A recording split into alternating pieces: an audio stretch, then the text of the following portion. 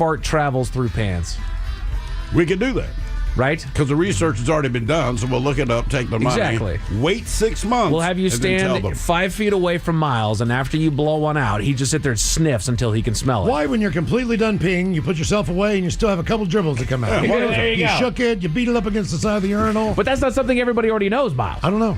Yeah, that's an actual study. Now you're wasting money Right. on science. Now you're learning. God.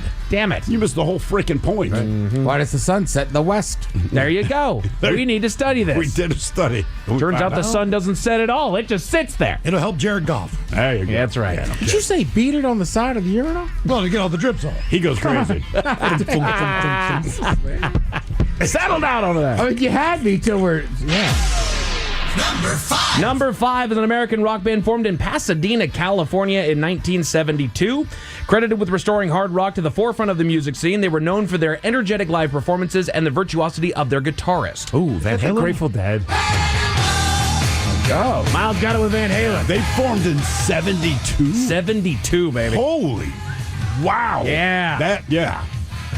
Wow. I guess their first hit was 77, maybe? I don't think the first album came out until 78. Okay. I believe. Let's see here. Upon the Gene release- Simmons signed him, I know that. He produced their demo. Did he sign them? I know he produced the demo. So they formed in 72, but their self-titled album didn't debut until 78. Yeah. And they reached number 19 on the Billboard 200. Damn. Sold over 200 million copies. Paul Stanley from Kiss, he wanted to produce Guns N' Roses' first record, and they're just like, yeah, no, we Are don't you want to. serious? Yeah, something like that, yeah. Hey, cool. No. At the same no, time, no. they were also doing like Lick It Up at that point. You know, like they probably looked at that one, no way. No. Paul, man, we want to be cool. Animalized, whatever. So the phone rings. I basically went from Merriweather Post Pavilion, the equivalent of White River, and just went straight to work, and sat in the chair because I'm like, I'm still tripping, and I've just got to do my job. I will feel better, but there's no point if I lay down, man. It's done. I'm not getting up. So I just need to push through and just get the shift done. Completely space on this interview.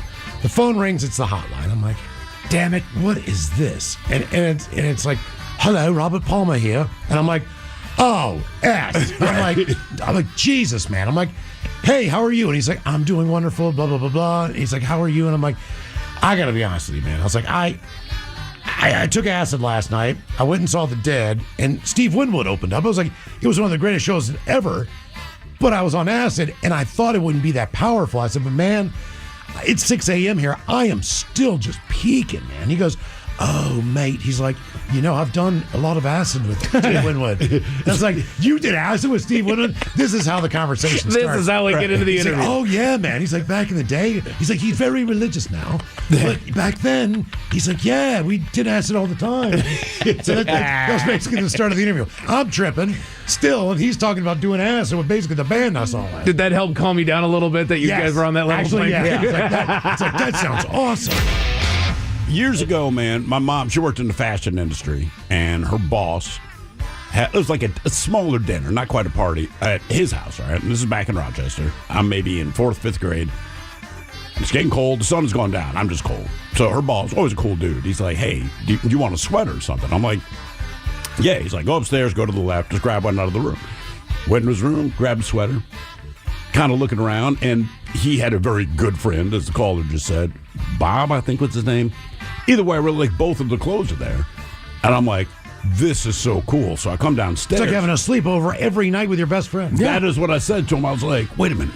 You guys share a room? And there was kind of a weird hush around the adults at first. And I'm not tracking why it mattered to them. So I'm like, dude, when I have a sleepover, my buddy, I'm like, that is awesome. You guys have sleepovers like every night. Because as adults, as a kid, they can do whatever they want. They were like, yeah, we have sleepovers every night. I'm like, God, man, when I It's grow a up, lifestyle. I want to be. That is a great lifestyle. Just Let's like order you. pizza and watch a movie. But I remember this guy, Bill Root was his name. I said, man, when I grow up, I want to be just like you. And he looked at me and said, we'll find out. And then went completely over my head. But I'm just like, all right. That's a good line. He's got to make. Yeah, We'll find out. Because everyone else looked all awkward. I am not tracking with it at all. But he's like, well, hey, we'll find out. I'm like, cool. Number 1's American rock band formed in New York City in 1973. Kiss. I was Wow. Known for their face paint and stage outfits, the group rose to prominence in the mid-1970s with shock rock-style live performances that featured fire-breathing, blood-spitting, smoking guitars, shooting rockets, levitating drum kits, and pyrotechnics. What did Gene say last week about Ozzy? Oh, man, it's so weird to just meet someone who's nice. Well, no, he said, I learned humility from Ozzy. I'm like, no, you didn't. Then Ozzy was a terrible teacher. Because I'm Gene Simmons. He was a nice from Kiss. Right. He was just so amazed. Like, he was so nice to everyone. It's the weirdest thing. Like, Gene, that's not. It's not weird, man. I learned a lot from him. I'm like, you learned nothing. You didn't. You didn't learn. Ozzy was nice. You're not. It just amazes me. I can't believe someone's nice. My God. I'm Gene Simmons. Thank you, guys. Good luck with your stair climb tomorrow. you. It sounds like, sorry, we can't be there. Oh, so sorry. Yeah. We begged Castle for the day off. He just wouldn't do it. Please. We'll save you a spot. Okay. All right. Save me a pretzel.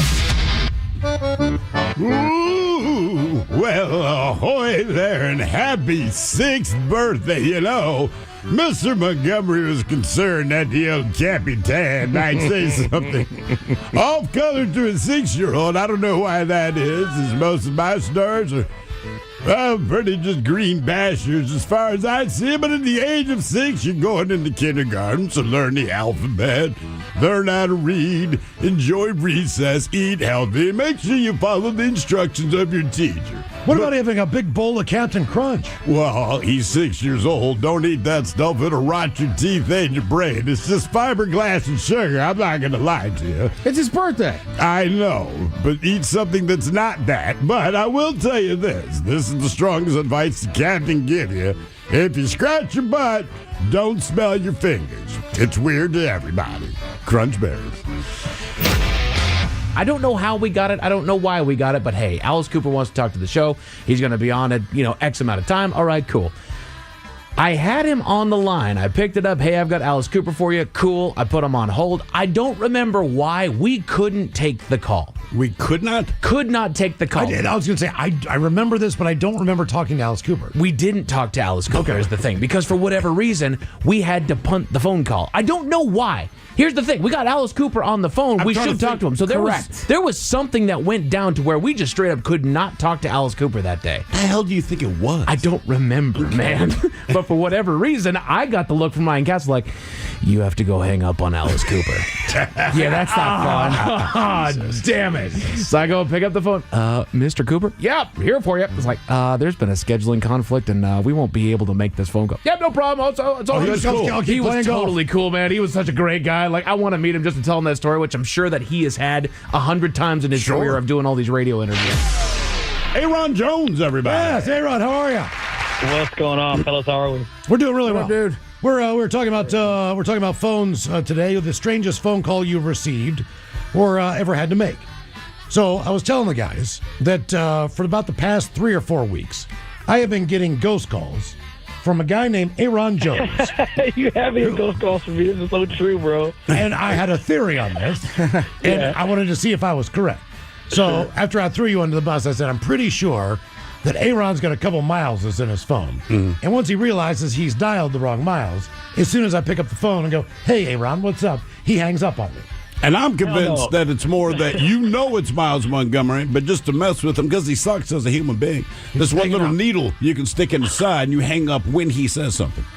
No, dude, here's the truth, man. I be smoking weed, man. There you go. Yeah. Is that really all it was? And now, the men's room legacy continues. Unfortunately, what you're about to hear is real. The members of this radio program are simply not that bright, or what some people would call educated. They are merely stupid. They're not trying to offend anyone on purpose. And all have played doctors on TV. You have been warned and are cordially invited to join the party. This is the men's room. Forget it, man, and get with the countdown. Get with the countdown. Shake this square world and blast off for Kicksville. The trippers, the grasshoppers, the hip ones, all gathered in secrecy and flying high as a kite. This is the men's room with Miles and Thrill. You know what they say, shake your radio more than 3 times, and you're playing with it. You're listening to the men's room. And away we go. Welcome to the 20th anniversary season, episode number 4,394. Along with Steve the Thrill Hill, the Ted Smith, and my cock. And you, are in the men's room. On tap today, the return of Who Sucks Less. We will play Profile This. Plus headlines, the men's room shot of the day, fun with listener emails, and everyone's favorite, TV Time with Ted. Click, clack. Drinkity-drunk. All right, here we go. A shoplifter is actually thrown in jail after stuffing meat down his jeans. Yep. Meanwhile, firefighters helped 2 cows stuck in the mud that were packed in like sardines. Stuntman breaks a world record of pulling a car while set on fire. Turns out to be a coroner in Canada. You can have 0 experience and still get hired. And 2 employees of Benihana in California. Looks like they've had enough of each other. That is all coming on today's very special episode of The Men's Room. And now, here's the question. Hola, bitches. Good day to you and yours. All right, if you are alive, well, first, congratulations. But also, that means that you will find yourself in a situation that you don't want to be in. Now, sometimes you've already planned for the situation and you have an escape in mind. For example, a man in Florida, he knew that he was going to commit a crime when he robbed a restaurant. But you see, he planned for that by donning scuba gear and a wetsuit and then swimming away. Did it work? Well, yeah, police don't even have leads. Now, sometimes you find yourself in a sticky situation and you have to improvise in a moment, like owners of 2021 Tesla Model Y SUVs. They've been improvising to get their trapped children out of the vehicles because of a problem with the door handles. The go-to improv move is break their own windows. And as you might imagine, they're not happy about it. The Fed's got enough complaints that now they're looking into it. And speaking of improvising out of a bad situation, a man was trapped in the aftermath of an avalanche for 4 days. He drank 60 beers and essentially he peed his way to safety. That's not even a joke. We'll share. We will share the situation. My man. That is what he did, and he did it intentionally. And then sometimes you need outside help to get out of a bad situation. There was a woman in Dallas. She spent hours trapped in an elevator on the 45th floor. Now, in her case, fire department couldn't get her. Elevator repair couldn't get her. They actually had to use the local search and rescue team. But hey, whatever works. So today we're talking about those moments that you find yourself in a tight spot, a pickle, a quagmire. So today's question, brought to you by our friends at Advanced Hair Restoration, is what was the sticky situation and how did you get out of it? Or did you? To be a part of the big show, call 206-803-ROCK. Like the Men's Room on Facebook, follow us on X and Instagram at Men's Room Live. Send your emails to the Men's Room at KISW.com. And now watch the show live on YouTube at KISW Rock. Just in case you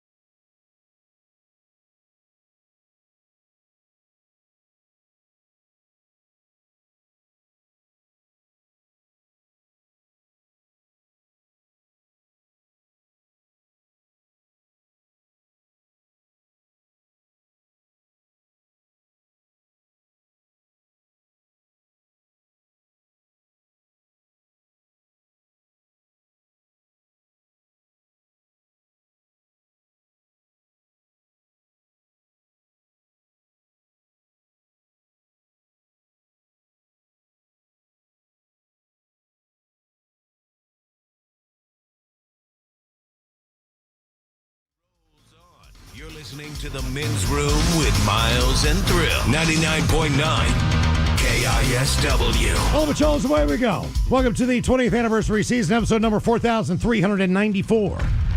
What a large and in charge program we have for you today. Guaranteed future repeat. The exciting return of Who Sucks Less is on the way at 4:30. Steve, I don't know how you do it. You find people doing messed up stuff in the news. You bring us 3 stories each and every week. It is up to us to determine out of the 3 which one sucks the least. Is there a theme to this week's Who Sucks Less? The theme this week would be teeth. Teeth. Human teeth.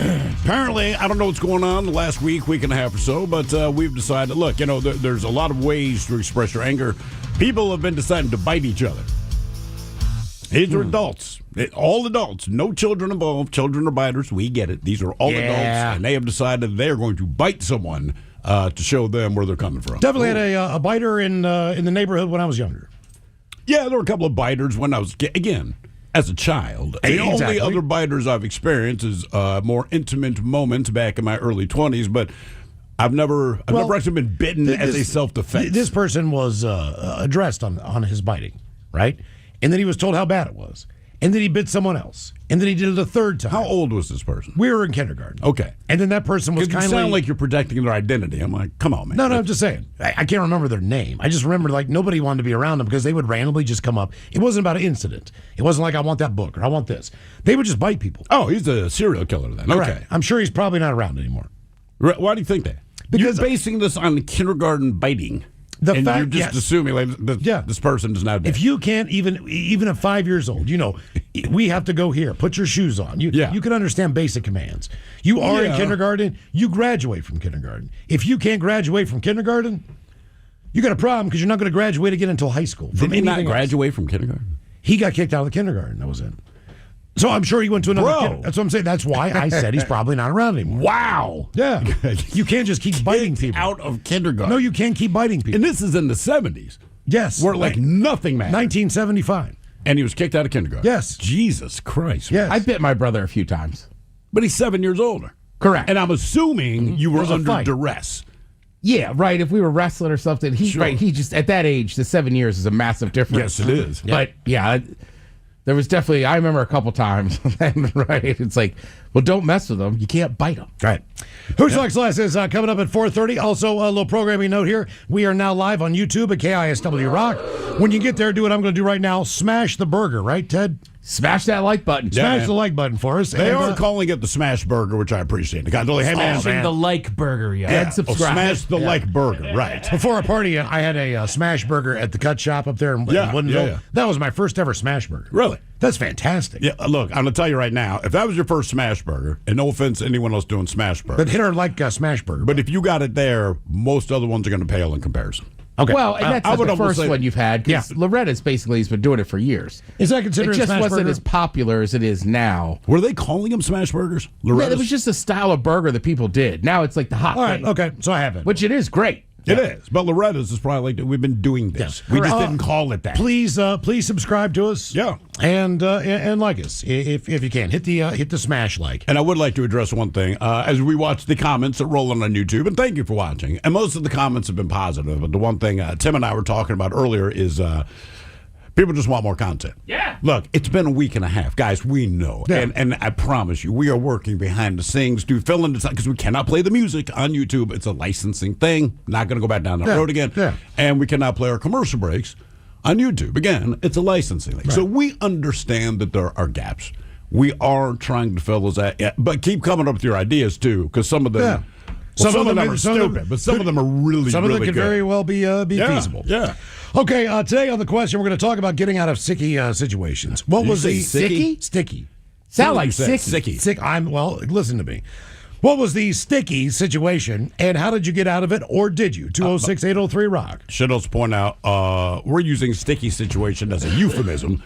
One of the comments we got, it involved glue. And that's okay, but we don't literally mean sticky. A situation that could be bad. Right. Did you get out of it, or did you not? Mm-hmm. I mean, so it's not just glue, honey, rubber cement. Not just that, Ted. Not limited to that. No. Yeah. We did. Bodily fluids. We should have been very, very clear about that. Correct. This is more about getting out of a jam or the potential for just a weird situation based on, okay, for an example, if you were having an inappropriate relationship with someone and turns out you find out they have a boyfriend or a girlfriend, and you hear the car pull into the driveway, you're in a sticky situation. Yep. Are you going to be able to get out of this or not? You might not. You might get your ass beat. You might. You might be able to get your clothes on and run out the back door, and nobody catches you. I don't know how this ends up. Do you need to get your clothes on first to run out the back door?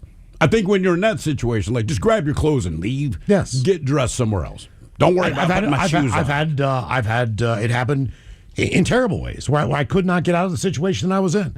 And believe it or not, I didn't do anything wrong in a couple of situations. Sure. There are times where I've done a lot of things wrong. But you don't have to do anything. I was in a situation, this is in Baltimore, and look, man, and at that time, particularly places like Baltimore, Atlanta, you name it, people wanted to fight dogs, right? And they would fight pit bulls. And me and a small crew of people, we would take our dogs out for a walk at roughly the same time because it was basically evening rush hour. We all got home about the same time. The dogs liked hanging out, whatever.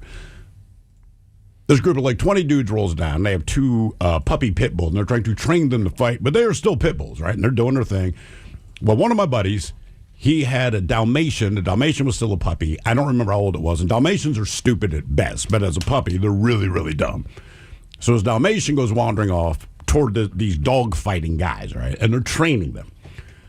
So they're not the guys that are fighting the dogs are not going to let this Dalmatian get anywhere near the dog. They understand this is an errant situation. Dalmatians are stupid. And even though it's not my dog, everyone decided I should be the guy to walk over and try to get the puppy back. So I'm just like, okay. So I walk over there, and of course, like the head guy of the dog fighters. Now keep in mind, I have a dog myself, but my dog is not walking with me. My girlfriend is holding my dog with the other group of people, but my dog is barking its head off, and he's a big-ass shepherd. The dog was a complete pee, by the way, but he's upset because he sees me walking on it.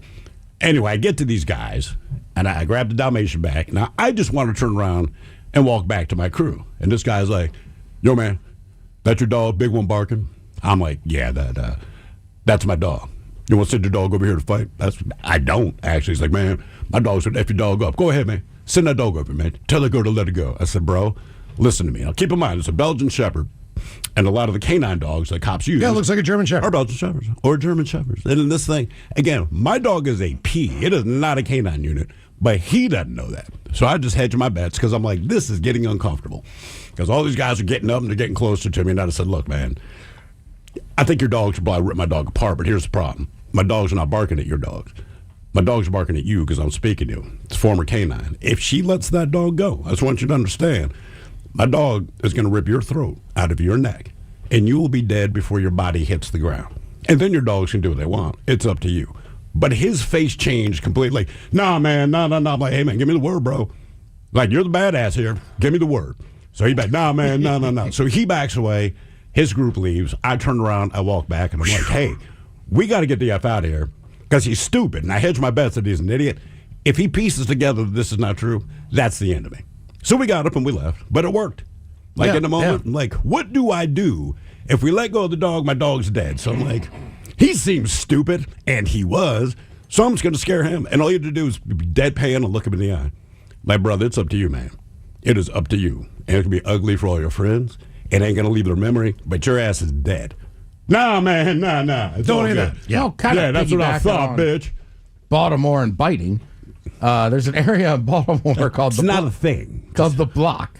Oh, God. Right? Not a very good area. Nope. All the strip clubs. A lot of crime. I'm hammered. I'm down there by myself. It's not important why I was down there. And I'm standing outside this strip club. You can guess. And this one dude's like eyeballing me. So I'm kind of staring back at him. And he says something. And I just go, what the F are you going to do about it? So he steps to me. And then this other dude just walks over and puts his hand against my chest and goes, I wouldn't, brother. He's crazy. And I'm just standing there like looking at him. And the guy goes, I'm crazy. He's here by himself? And he goes, yeah, I think he's crazy. And they both just walked off. Who would be down there by themselves? That's basically, he just was shocked. Like, why is this guy talking S to me and he's by himself? I mean, and I don't know why the other dude hopped in. Was just like, brother, don't. He's crazy. That's a common belief in Baltimore. And what, like, if you're walking solo through, quote unquote, the wrong neighborhood, they're like, he's either a cop or he's crazy, but don't mess with him. Correct. It was almost worse to walk in pairs because then you might get jumped. But if you're walking by yourself, you're like, yo, man, I'm telling you. But same thing like you, like that guy would have whooped my butt. That guy would have killed me. I just went for her. Yeah. Let's go crazy first and see what happens. Yeah, like I want no part of this. So my dog is barking. Like I'm just gonna lie to him. It's the Jedi mind trick. And like Obi-Wan said, I'm gonna paraphrase this: if you're talking to an effing idiot, take advantage of it. Yep. This is hot off the press, and it happened right here in Seattle. Oh, good. Okay. We all know the University Bridge. That basically connects East Lake to the U District, correct? Yeah. It's a drawbridge over South Lake Union. Okay. This afternoon at 12:25, there is a car in the going northbound, and the bridge is coming down. So the bridge had already opened up, and it's on its way down. However, someone was in an unfortunate situation. I'm assuming that they were not upstanding individuals. If you're fleeing the cops, I would guess not. Well, they've got three of Seattle's finest trailing behind them. Now, the bridge is still going down. The things, what the hell they call arms? The arms are still down. The cross, the road. The drawbridge is not all the way down yet. It is still on the way down. The guy drives up to the arms and decides, F it, I'm punching it. He punches it and jumps the bridge. Dukes of Hazzard style. Clears it, makes it to the other side, and maybe he's been caught. Maybe she's been caught. I don't know that information yet. What I do know is the police did not pursue him past that point. Nope. Here, all right, so Mike and I just watched it. The only thing we couldn't get is they were like, and Guardian 1 was there too. It's like, how did the helicopter? Yeah, how did the helicopter lose him? So they probably have been caught. Probably. But in the instance, they successfully, look, man, no matter what, I just put my hands up and go, dude, I just jumped the bridge, man. I'm good. I whatever I've done, that kind of trumps it all. I'm pretty happy with that move. It depends what I have done, what the crime is for me to make that. Like, there has to be a body in the trunk for me to say, no, dude, we're jumping. That guy had to make that decision. You know what I mean? Like, I'm just going for it. And he stopped. If he would have kept going and not stopped at the gate, he would have really cleared that thing. It probably would have been worse. So he floored it, right at the arms, and still figured out a way to make it over the bridge. Which I thought. What kind of car was he in? It wasn't like it was. It's like a small white SUV or Really? something. Yeah. There's video. He kind of like goes through, and then I think he just realizes because it's lowering that he can do it. But like, I also look. I don't blame the cops. Like, We're not doing that. This. Can't be good for his car. No, it's not worth it. Let's go. Hey, man, we lost him. What do you want me to do? Jeez, it was. A sticky situation I did not get out of. I was. It was my 20th or 19th birthday. It was my 19th birthday, and had a big party. Blah blah blah blah blah. I've told the story before. We had two neighbors. We had a whole house full of chicks beside us. Yeah. We were the dude house. All those people came over. We partied together all the time. Anything. You could walk into their house at any point in time during the day. Sure. If they had a bowl of cereal, you could grab it. It was just one of those situations. It was a bunch of 19-year-olds trying to do the best we could. Have a party, have a kegger. The two girls that were not, I was not with them. I was not interested in them. However, I had a king-size waterbed. Now they decided they were going to pass out in my bed. Sure. So they did. With their shoes on, with all their clothes on. This was like a fall or spring party. It was not like a summertime deal. Because I remember, they both had jackets on when I woke up. When I went to bed about 1:30 or 2 in the morning, whenever it was, I just told Jamie, scoot over. Yeah. And whatever her friend's name was. I remember Jamie. Jamie was one of those loud people who, she's the loudest person at the party. There's nothing about her that can be attractive because she's so loud and so obnoxious that even though she's not really she's not ugly, it's just that you're just so tired of You're hearing annoyed. her. She just annoys the living hell out of you. Yeah. So you would never want to be with this person. Yeah. But my girlfriend at the time did not know that. She had an obligation that night. I can't remember what she had to do. Her boyfriend. But she was going to come the next morning, and she had a whole day planned. Whatever that was. Yeah. I don't know what that was, but she came over with a present for me and all that stuff. I pass out. The first thing I hear is a knock on the door. And then I hear her screaming at me. So she's screaming at me. And I'm like, all right, what? Like what? We weren't supposed to meet up anywhere. Yeah. For all I knew, we were just going to spend the day together. So I look over and Jamie's still there with her friend. Again, They're both still in the bed. they have their shoes on. Yeah. They have their jackets Maybe on. that's how you like it. They're clothed. Yeah. He likes shoe sex. I have I'm not trying to kink shame you. I'm just saying. my shoes are off. My shirt is off. I'm sleeping in my shorts. All right. That's how I sleep at that point in time. All right. So you got one dude with your shorts on. You got two. Now, I could not get out of this situation. She would not believe me. She totally, and this is why we broke up. We've been together for a long time. She truly believed that I was with those two girls. Loud Jamie. On my birthday. Even Loud Jamie? Even With Loud her Jamie. shoes on? And she knew better because she knew that nobody's attracted to Loud Jamie. Nobody was. Well, I mean, I'm sure somebody did. But not then, And she would not let it down. I mean, I was like, I begged her, like, dude, I promise you. Like, why would I lie about this? Like, if I did it, I would just said, I'm sorry, then you can still break up with me. But you need to know you're breaking up with me over something that never happened. Yeah. I really never did this. And I did not do that. I mean, if it was... They were passed out before I got upstairs. All right? If they would have said, hey, we want to hook up, I'd have been like, well, this is my birthday. And I mean, what? It's something. I mean, whatever. The only thing I could say in her defense is I have shared a bed with somebody else's girlfriend. All right. But I didn't pop the top off. Well, I just took my shirt off because that's how I sleep. It's a king. But was she in your bed or were you sharing just a bed with her? No, it was his girl. Mm-hmm. It was his bed. I just got hammered and went to pass out, and she just happened to be on the other side. Yeah. But, like, I don't know. Even drunk me was like, I don't know. If they had come in and I was shirtless, then I think that's a different... Also, but let me ask you king-size this, waterbed is huge. But let me ask you this. It was huge. Your girlfriend walks in. Instead of two fully clothed women she had a in present. bed with she threw it at you, me. one completely naked dude. Would she have had the same reaction? Well, she would have definitely thought I had sex with a dude. Okay. I'm just curious. Would she have broken up with me? Probably. In this instance. But I swear to God, that was the end of our relationship. We dated in high school. We dated all the way through. It was my birthday. She broke up with me, and nothing happened. Did you get laid on your birthday? No. I mean, my girlfriend broke up with me. I know, but still, loud-ass Jamie and her friend there. Loud-ass Jamie wasn't attracted to me. None of them. They were just passed out in my bed. What was the sticky situation? How did you get out of it, or did you? 206-803-ROCKS.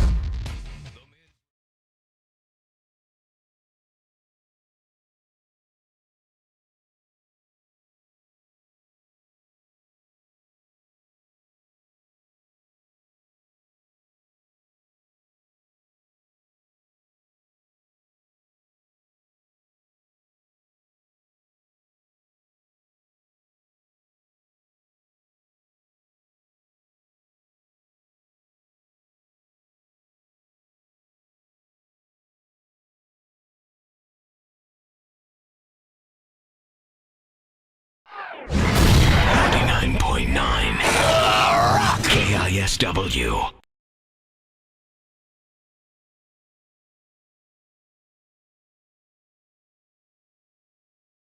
So now we get to that weird thing where after 25 years of Rock and Roll Hall of Fame, they allow a band to get in. And it seems to be in a weird way like kind of one of those places where people who don't really like each other, like that's where it comes out. And it's coming up to that point where you're right there. I know you'll be there. I know Duff will be there. I know Izzy will be there. I know Steven will be there. No, Gilby Clark. Gilby Clark. Seriously, Pawn Shop Car is great out. And everything they did with you. Is that going to force you guys to be together? I have no idea exactly what's going to happen with that. I was actually present for the Van Halen induction, which was a complete debacle. These certain guys wouldn't go and whatever, and we actually went and played. Bill Qualver went and played in Van Halen's place, and it was just a nightmare. What was going on between Dave and Eddie and Sammy and all that. And what ended up happening was Michael Anthony and Sammy showed up. And that was it. So I would hate to have something that embarrassing happen.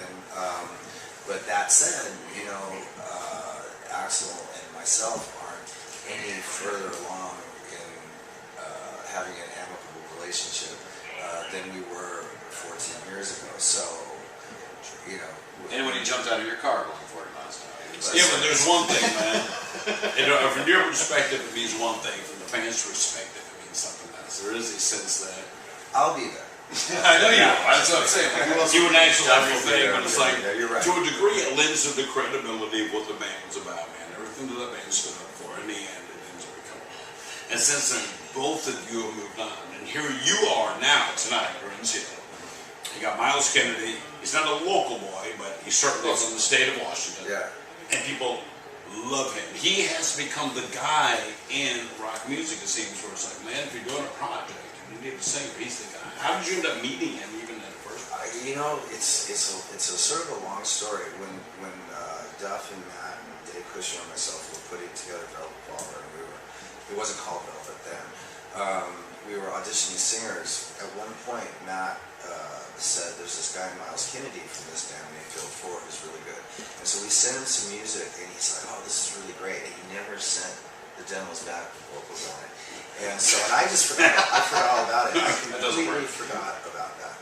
And then Scott Weiland's in the band, and we, do our thing up until about 2008.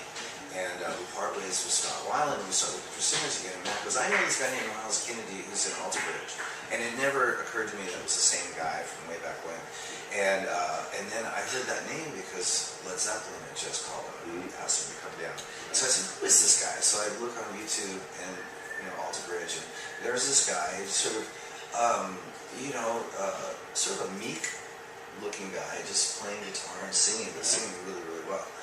And I was like, "Well, that's cool." So I guess Matt sent him some music again, and Miles said, "I'm in Alter Bridge, and I can't really do that to my guy." So we turned it down. And I was like, "Well, that's commendable." And I liked him from that moment on. Anyway, so fast forward about a year, and I'm finishing up this record I just did, and all the songs are done except for 2, and I haven't been able to figure out who should sing these 2 songs. And so I thought, well, what about that Miles Kennedy guy? And I'm not really familiar with his voice, but let's just take a chance on it. I know he can sing, and I've got nothing to lose at this point. And I don't want to lose the material, because otherwise it's going to have to show these 2 songs. So I call him up, and we've never met, never seen each other before or anything. So I call him up, and he goes, "Yeah, I'd be interested." So I send him the demo, and 4 days later, I get this email, and it's Miles Kennedy returning the demo with the vocals on it. And I'm really sort of sitting at the computer, very sort of hesitant to even press play, because if it lets me down, I'm going to be bummed out. Right. And I hit it, and it comes on, and the intro goes by, and all of a sudden the vocals start, and it's really good. And so I sent it to the guy who was producing the record, Eric Valentine. I said, "Check this out." So he's like, "Great." So we fly Miles in, and really, really nice guy, completely far removed from the image I have in my mind of lead singers at this point. Although obviously, all no problem. We're there. All the people I worked with on the record were great, so that sort of changed my whole attitude about singers. Anyway, but so he came in, he did the vocal, and started putting the record together, and it was in a mastering lab. And I thought, well, I still have that 1 song left over, and I sent it to Miles, and he liked it, and he put a vocal on it, and I stuck it into the mastering lab and got it on the record. And from that point, I was auditioning singers for this tour, and I thought, well, I'll just take my chance and ask him, because he's better than all the people I'm auditioning. And I said, "You want to just do a quick stint with me out on the road?" And he goes, "Yeah, I'm on break from Alter Bridge." So we put together a rehearsal with about a week's worth of rehearsal, and learned all like 20 some odd songs, and went out and did our first gig, and we've been tight ever since. And he's one of the best rock and roll singers I've heard come out in the last probably more than 10 years. I got a big question for you, man. It's kind of technical. Can I get a non-technical question? Well, he's got just one quick thing, and I will wrap it out. Okay. She's yelling at me. My question is technical. Look at these sausage fingers. How do you play the guitar that well with these sausage? Look at these. Look at those little stumpy ass hands. I'm looking at those as you're talking. I'm thinking, all right, it's one of the finer guitar players we've seen. How did you take this little Vienna sausage and lay them down, man? I don't know. I never actually thought about that. What? You should. Okay, here's my bad question for the day. Other than being on stage, when is really the last time your defibrillator has gone off? Oh, that was it. That's it. No, It is not. I had another incident with it when I was all jacked up on dope. No, I don't mean that. Actually, what I was trying to get to, honest to God, but that was it. During sex. No, it only goes through. It happened because I didn't adjust. I didn't have the doctor adjust it for my adrenaline level going through the roof when I perform. Right. So my heart rate was, it was set to a certain for running. But when you go on stage, it goes way exceeds that. You said that. You said like you had this thing where you just kind of hit you, and I shot you for the first time with the Velvet Revolver tour. The first No, it wasn't a Velvet Revolver tour. It was playing with Michael Jackson. Really? Yeah, it was in 2001. Wow. So you've known that for a while. You had to go through. You knew that something was. Well, then I went back to the doctor after those 2 shows and had it adjusted. Never had an issue since, except for that one drug experience. But actually, my whole situation's been back to normal for a long time. So the doctor said we could just take it out. He goes, No kidding. So you're that healthy. He goes, I can unplug it, and I said, I don't want it to be like debris floating around. like the satellites and stuff up there. Just walk in front of the camera and tell her to cut the guy off and get out of here. We're done. Punch him in the face on camera. Hit him in the face on camera. Beat her. Come on, man. I'll give you one side. We'll slap her hand. I'll give you $20.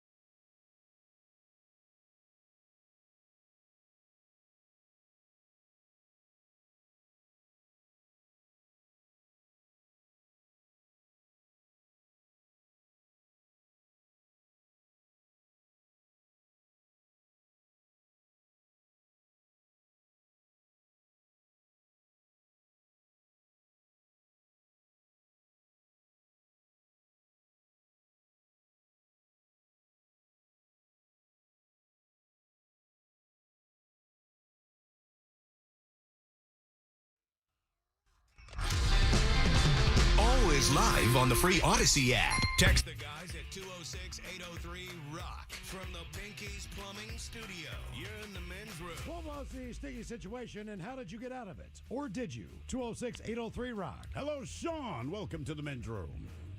Hola, bitch, hola. Hola. Anyway, sticky situation about 2 months ago. Me and the boys are heading up to a Mariners game, and we're driving up from Gig Harbor. We're like halfway there. We're passing around a bottle of J-Mo, having a good old time, and I get a screenshot text message from my old lady with a picture of underwear on the bed. She's doing laundry, and she's like, "Who the hell are these? So these are not mine." Blah blah blah. And for the life of me, I could not come up with a good answer. So did you know the answer? What's that? Did you know the answer? I did not know the answer. Okay, well, that's why you couldn't come up with a good answer. That almost makes it worse. Right. Oh, right? No, totally. No lie like coming to mind, and I wasn't being shade or anything. So I'm just sweating bullets on the way to the game. Kind of ruined the mood with all the guys in the car. And anyway, long story short, the weekend prior, my son was house sitting for me. And him and his girlfriend were getting busy at my house, and she left her undies there. And anyway, my son kind of bailed me out of a hot situation. But wow, but yeah, wait, how long did it take for all this to get resolved? About 48 hours and a breakup, and then we ended up getting back together. But okay, I was going to say, so did she break up with you basically when you got back from the Mariners game? No, it was the following day. It kind of was dawned on me that, oh shit, my son. Hang on. And bedroom colors, here are the 7 words you can't say on the radio. Sucker, mother, and please keep those words in mind when calling. Now back to the program. All right, Sean. So did you have to call your girlfriend and explain this, or did your son say, hey, this is my girlfriend's underwear? So I sent the same screenshot to my son, and I'm like, "Hey, are these your old ladies?" And he's like, "Yeah, my bad. We were, doing this and everything in the hot tub." And okay, as long as it was not in your bed. Yeah. Yes. Anyway, he bailed me out of a sticky situation, and anyway, that's all I got. Long-time listener, go Mariners. Love you guys. That's the rule, right? What's that? You house sit for somebody. Yeah, it's not in their bed. Just not in their bed. That's all. Their couch, guest bedroom. That's all. That's all. Green light. Just not in their bed. Yeah, I've had people house sit, and I'm like, well, I don't care. Yeah. You can have sex on my dining room table. No problem, man. Oh, if I had a walk-in shower, you could go in there and use that. I don't. Well, and I house sat for you years ago. Yeah, you said that. Yeah, I was very like, look, man, I don't. You can have sex all over the floor, man. You can, you use the food and get as freaky as you want. Just don't do it in my bed. You can even do it next to my bed. Like, if you want to use my bedroom, I have no problem with that. Just don't use the bed. And don't fart on my pillow. Why do you say it like that? What was that? I definitely did it at a friend's house. Wasn't yours. It wasn't mine. Okay. Didn't you use my sofa, though, I think? Used his bed, personal bed?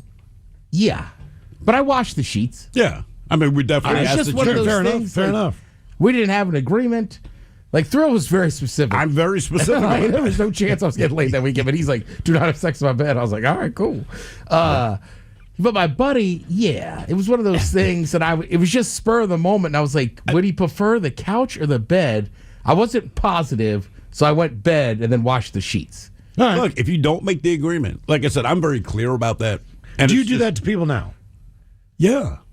All right. I mean, well, okay, so like 40-year-old woman. Now I have a guest room, and I know that she sleeps in the guest room. Like, that is where she prefers to be. It's down in the basement. She's got a TV. She has everything she needs. Nice and cool down there. I'm not worried about it. But if I had and you met my house sitter. Yeah. Right? She's on the level. If nothing else, she is on the level. So if I had an inkling that she might want to spread the love around, like, that's fine. Again, not my bedroom. Or at least not my bed. Just not my bed. That's all. I don't think I'd want to know about it either.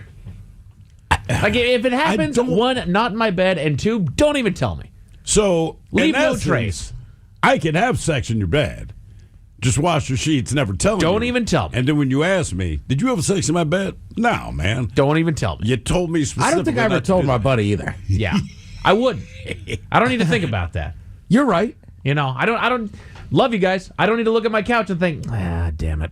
Okay, well, if I'm house sitting for you, where can I have sex? Because I can't use your couch. I can't use your bed. You can. I don't want to look at it and think about that. How many bedrooms you got? Couch is a little more difficult, because a couch sometimes will leave stains. Just saying. That was my when thought. I had roommates, back in my 20s. Towels are in the bathroom. But you don't think to grab a towel before you do it. I'm asking and I that know you do. they cleaned up after the fact, but you'd come home and say to yourself, like, hey, man, I know you were off today. Yeah. I know your girlfriend was here, and I'm just saying, like, that stain was not on this couch when I left for work. In your third bedroom, do you have another bed? There's 2 beds in my home, yes.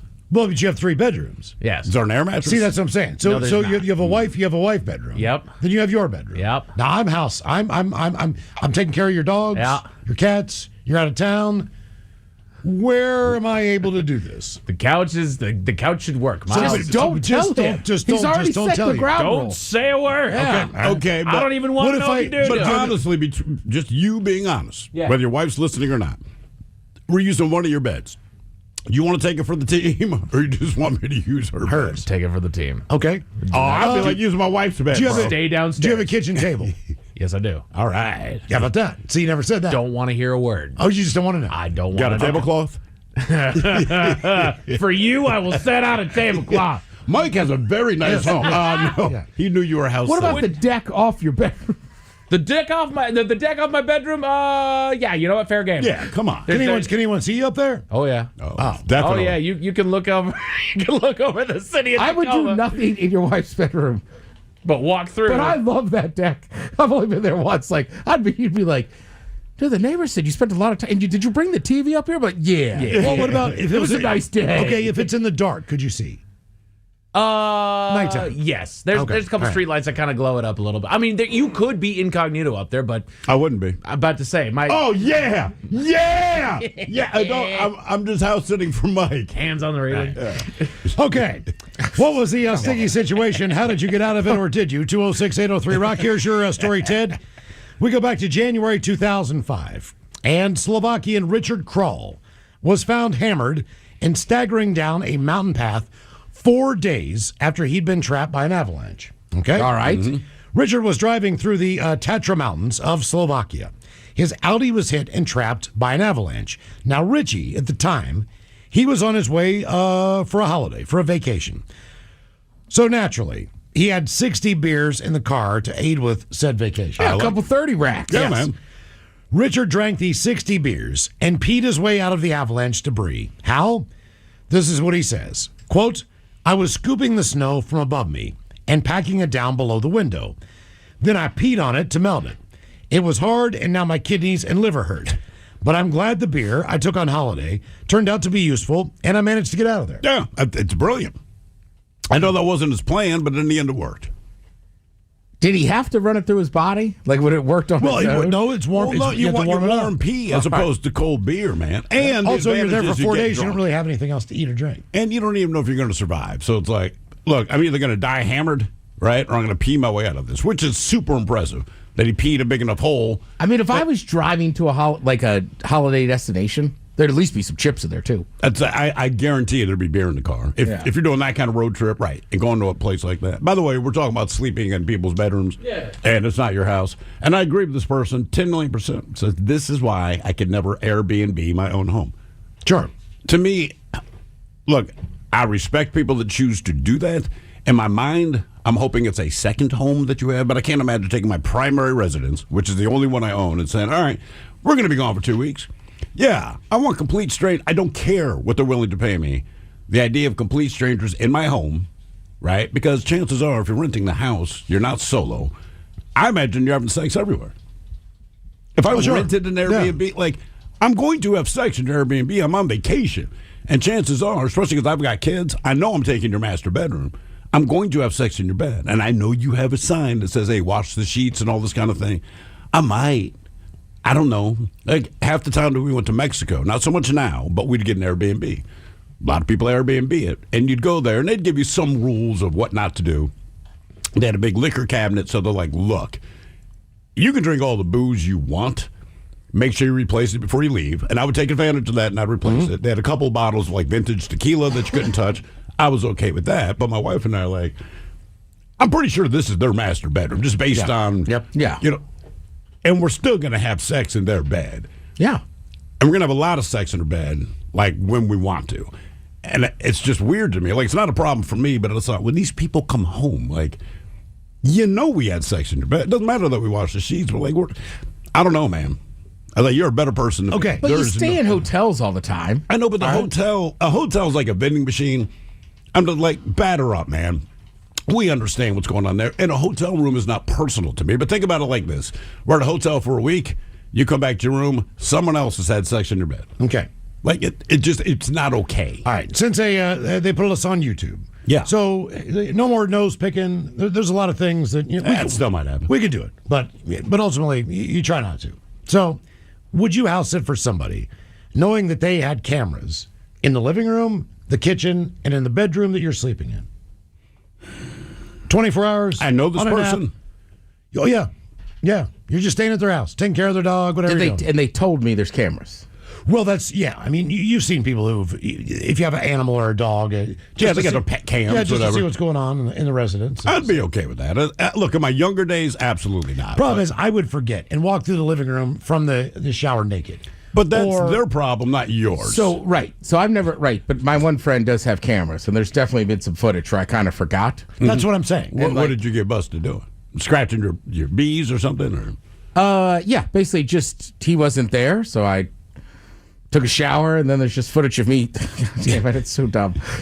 Just walking around in tennis shoes, socks, and just my boxer briefs, and just like standing at his counter, like, yeah, feeling good. Wait, how did you get the shoes on before you put on your pants? Told you, there's a brief 10-minute time in my life every morning where I put shoes and socks and boxer so briefs. Weird, man. And just kind of like get your morning set up. But why do you put on your shoes and socks before your pants? Just most people. Right. All right. Put on I'm the not shoes saying after you're the weird, Summertime, weirdo. because you could put on shorts And with slide shoes them on. over. I understand. Yeah. So in the wintertime, I don't get this fun naked time. I know, but it's still weird, man. You're right. It's much easier in the summer to do this, but most people, it's just kind of habitual how you get dressed, right? I don't even know at what point I put my socks on, but I do know that my shoes go on last. Even in the summer with a big open short. I just never thought to walk through the house and like... Shoes. I would walk through shoes an and underwear, sure, but not socks and shoes. Yeah. I don't know. It's kind of a fun, freeing thing. I don't know. It's like wearing little running shorts without. See, I feel like the shoes are the things that restrict you. So I wouldn't feel free. Like if I'm free, I'm not wearing shoes. Shoes I feel free as I'm not wearing a shirt. Yeah, but Ted's a shoe guy. So yeah, Ted is a shoe guy. Okay. Yeah. I mean, that's, I don't know. I'm an ass man, but I don't just walk around grabbing my wife's ass. I mean, why not? Live a little, man. You're right. You are not wrong, bro. Well, you speaking are of not cameras, wrong. have some fun, dude. That is on me. That is squarely on me. Well, you ain't said living, man. you said you were going outside to fart all the time. You were on camera every time you did that, or your friend. Okay, well, now, the thing with that is, we're staying at his place, Colorado Springs, but he has one of those cameras that tells you every time you open the door, you are being recorded. Like, fine. Which cracks me up because I'm like, in the neighborhood you live in, nothing is going to happen. Mm-hmm. Anyway, it tells you that every time. And so I would intentionally, and I always have to fart, so I just lift my leg and fart directly at the camera. What I did not know, I thought it was something they would see later. What I did not know is that he had the alert attached to his phone, and he's playing a jazz show that night at a club. I'm at his place. I don't realize this. So when he got home later that night, he's like, dude, it's like you kept farting on my camera. I said, oh, yeah, because they kept saying you're being recorded, and I had to fart. And he goes, no, listen.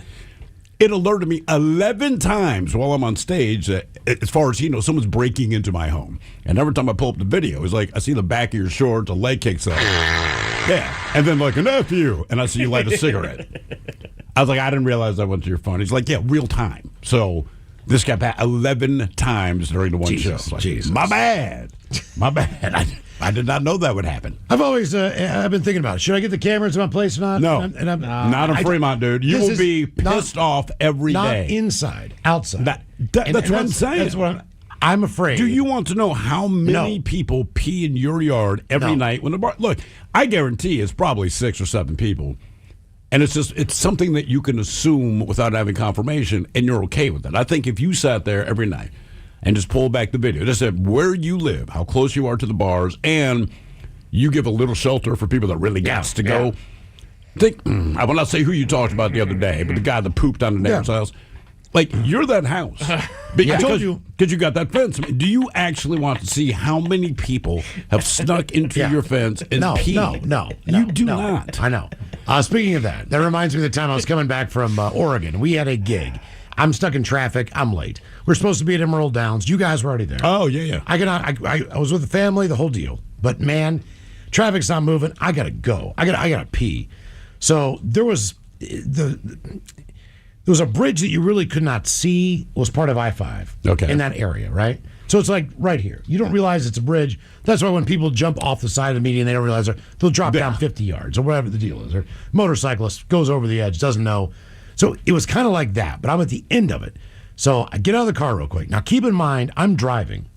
All right? So my wife gets in the driver's seat just in case the traffic, God forbid, would move. Starts moving. Yeah. So there's a guardrail. I jump over, and I can see I'm at the end of the bridge. Yeah. So I'm going to walk down. There's a trail. I'm going to walk down, and I'm going to do my business. So I'm down there, man. I'm looking, I was like, oh, my God, this is awesome. And all of a sudden I hear, hey, man, who are you? And I look under the bridge, and of course, there's a whole entire encampment basically underneath the bridge. There's only one dude, but it looks like 9 people potentially live down here. But he busted my ass like, hey, man, maybe walk this way or go over there. I'm like, man, I am so sorry. Sorry, man. I didn't know what I said, dude, I just had to go. I had no idea anybody was down here. He's like, well, man, you know now or something. I was like, all right. Do you think I'm coming back? Exactly. Yeah, right? Next time, like, I picked this spot There will on not be a purpose. next time, brother. I can promise you. What was the sticky situation and how did you get out of it or did you? 206-803-ROCK. This portion of the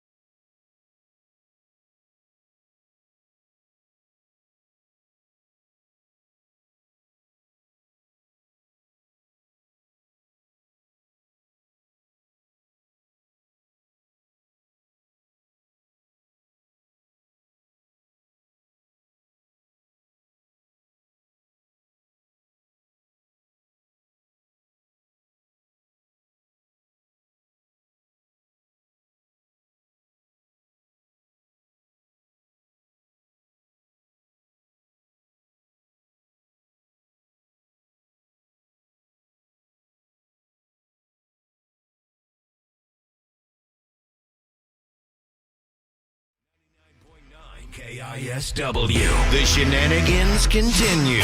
This is the men's room with Miles and Thrill. What was the sticky situation? How did you get out of it? Or did you? 206-803-ROCK. We head to Dallas, Texas. Woman was trapped in an elevator for several hours on the 45th floor of a downtown Dallas building after she left a restaurant.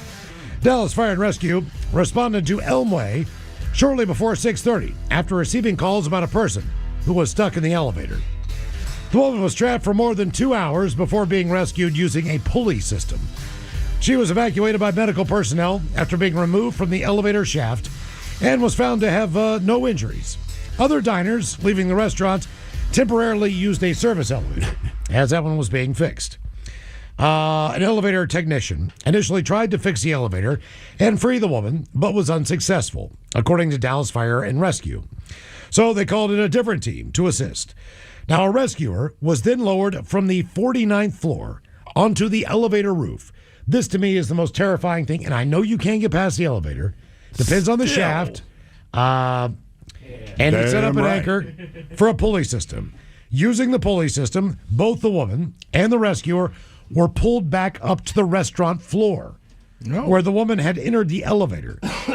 The restaurant and the woman have not been identified. It remains unclear what the problem was with the elevator caused a malfunction or if the issue has been resolved. Now, after hours of sitting stranded in the... sorry. But here's the thing. Her situation's not the worst I've heard for elevators. There was one in our old building. There's one in our old building, but we had a story like a year ago. It was a guy in India, and he was going to the doctor's. It was like 6 p.m., and I guess the office closed at 6. He's trying to beat the closing time. When they shut off the lights in this particular... And there's only a 2-story building, which is what makes it worse. But when they turn off the lights, all of the power goes out. So this guy wasn't just stuck in the elevator until, I want to say, 9 o'clock the next morning. But it was pitch black. Do you remember this guy? Because he found a corner to poop in. Oh, yeah. And pee in. Yep. He had to sleep in the other corner. And it may have been like over the weekend or something. I mean, it was bad, man. And again, he was stuck, I think, just in the lobby of the building. So it's not even like he's stuck way up on the skyscraper. It's like if you could open the door, you could get out and walk home. Seattle has very good cell service. Yeah. If you're in another town that does not have good cell service, as soon as you step into that elevator shaft, it's gone. It's concrete structure. Yeah. Even if you have power on your phone, it's going to be very hard to get a signal. Uh-huh. Correct. That's why they say if there's a fire. Elevator shaft, they say it's take the stairwell, but the elevator shaft is not a bad place to be in. Granted, it's going to get hotter than hell. Yeah. Depending on and the you're building. stuck there. You're stuck there. But you're still Take not the stairs. You're going to bake. You're not going to fry. Take the stairs. When we do the fire drills here, we're on the 14th floor. We walk down to the 11th, 10th, is it? I mean, technically, shouldn't you have us walk all the way down? Not that I want to. I'm just saying. But if you could. If you could. Have you done it? You can't get out. I've done it. You cannot get out. What, if you're all the way down to the lobby? It basically dumps you into the garage portion where you're in this really strange area. I could live with that.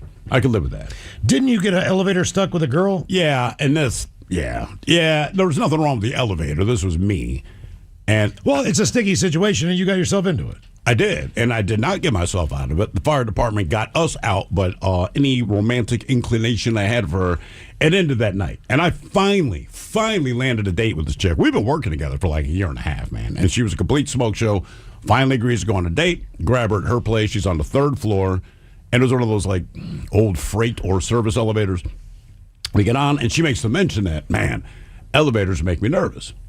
So I jumped up and down once, right? And she's like, and it wiggles a little bit, right? And she's like, oh, seriously, don't do that.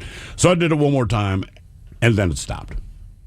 And we were there for about an hour and a half. Like, it just stopped. It just completely stopped. And there's nowhere to get away from her. She's clearly, I mean, like, pissed. And it's one of those things where the tension is so thick, you almost think you're suffocating. She's not saying anything. She's not doing anything. It's just the vibe she gave off because she's already claustrophobic. Were you like, I'm sorry?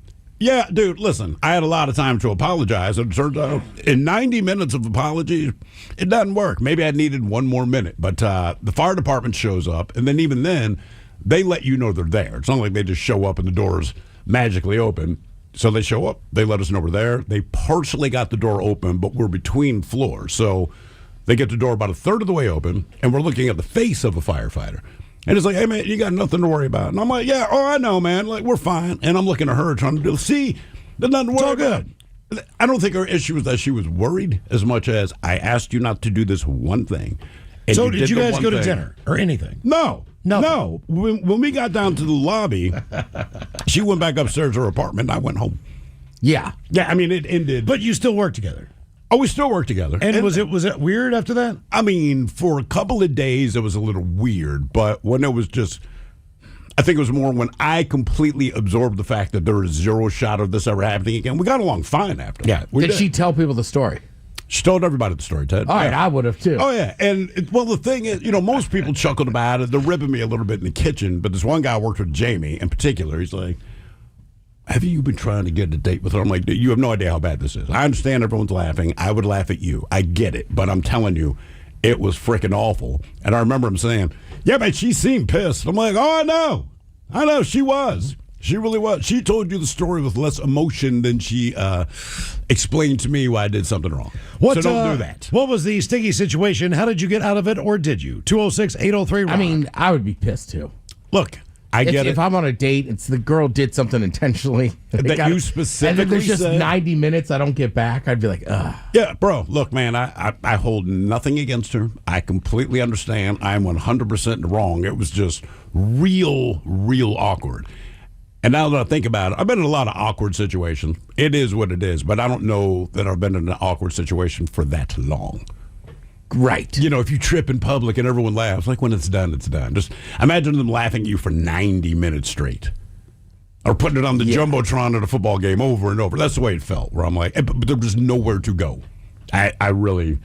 But I will say I learned a valuable lesson, because I always did not care what people thought. And after that, I said, maybe listen to them when they express that they have a fear. And now I know. Unless it's my kids. I mean, that's very specific. It is. But, I mean, that's apparently what needed to happen for me to understand that people mean it when they say something. My sister has a weird elevator thing.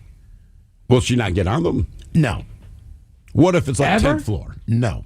Like, how many floors up? She won't. She's not going. Really? She's not going. What is her thing? Is it claustrophobia or fear of falling? She'll call a hotel. All right. I need to be on the second floor if you don't have rooms on the first. Most hotels do not have rooms on the first. No. So second or third, just so she can take the steps. Wow. That's insanity. It is insanity. What is her specific fear? For some reason, if she is outside, all right, she can do it. So if I had a glass elevator on the outside of a building, kind of thing? She can take steps. She doesn't mind the height. All right, okay. But getting in an elevator shaft is one of the weirdest things. She can't do it. So if she came to visit you, she would never come up to the studio. Here? Yeah. Oh, no. God, no. Oh, no. No, she's been here 4 or 5 times. And it's never come up? No. So Space Needle's out. Yes. This is out. Actually, I think she did the Space Needle. Now that one spooks because of the windows. So she needs to be able to see scarier. outside. I don't know what her thing is. I'm with Ted. I don't know what her thing is. I'm almost positive she's done that. What about like the She Great won't do Wheel? the Columbia Tower because I know they did that and she didn't go. What about the Ferris wheel? Would she get on? It's open, not open air, but you can see out. I don't know if she did that or not. Okay, I think she would. It's but just something elevator something about an elevator. She will not get in them. I'll text her during the break. Actually, she'll go, why are you asking me this? It took me probably 3 years to get my daughter to get on an escalator again. She was like 2.5.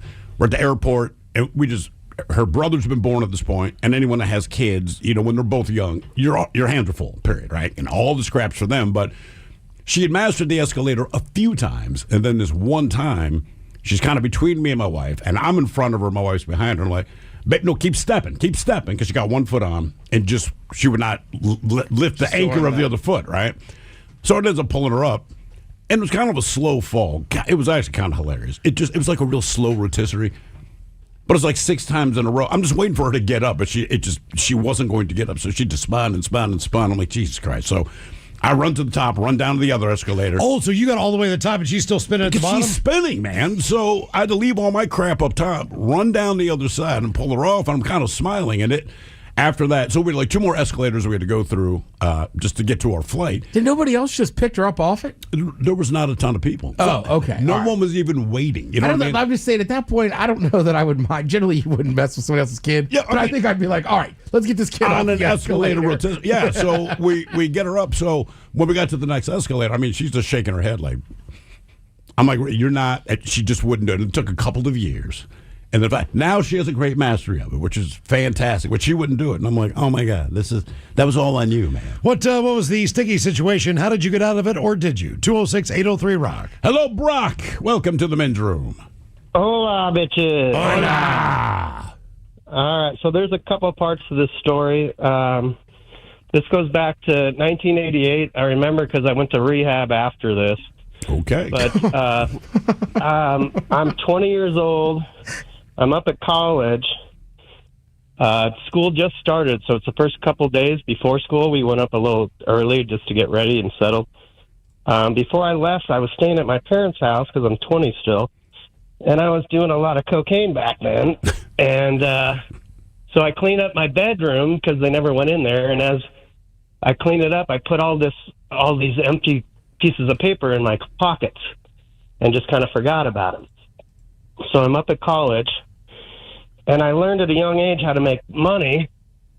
So I took my parents' tuition when they gave me a check, and I cashed it instead of paying. I had like a week to pay off school, so I bought an ounce of coke and would make some quick cash with it. Well, this first night, and again, I ended up getting a felony from this, so it's all in the past. But the first night I'm there, me and my girlfriend, I'd been up. It's like 3 a.m. I go over to her place. We get in a fight.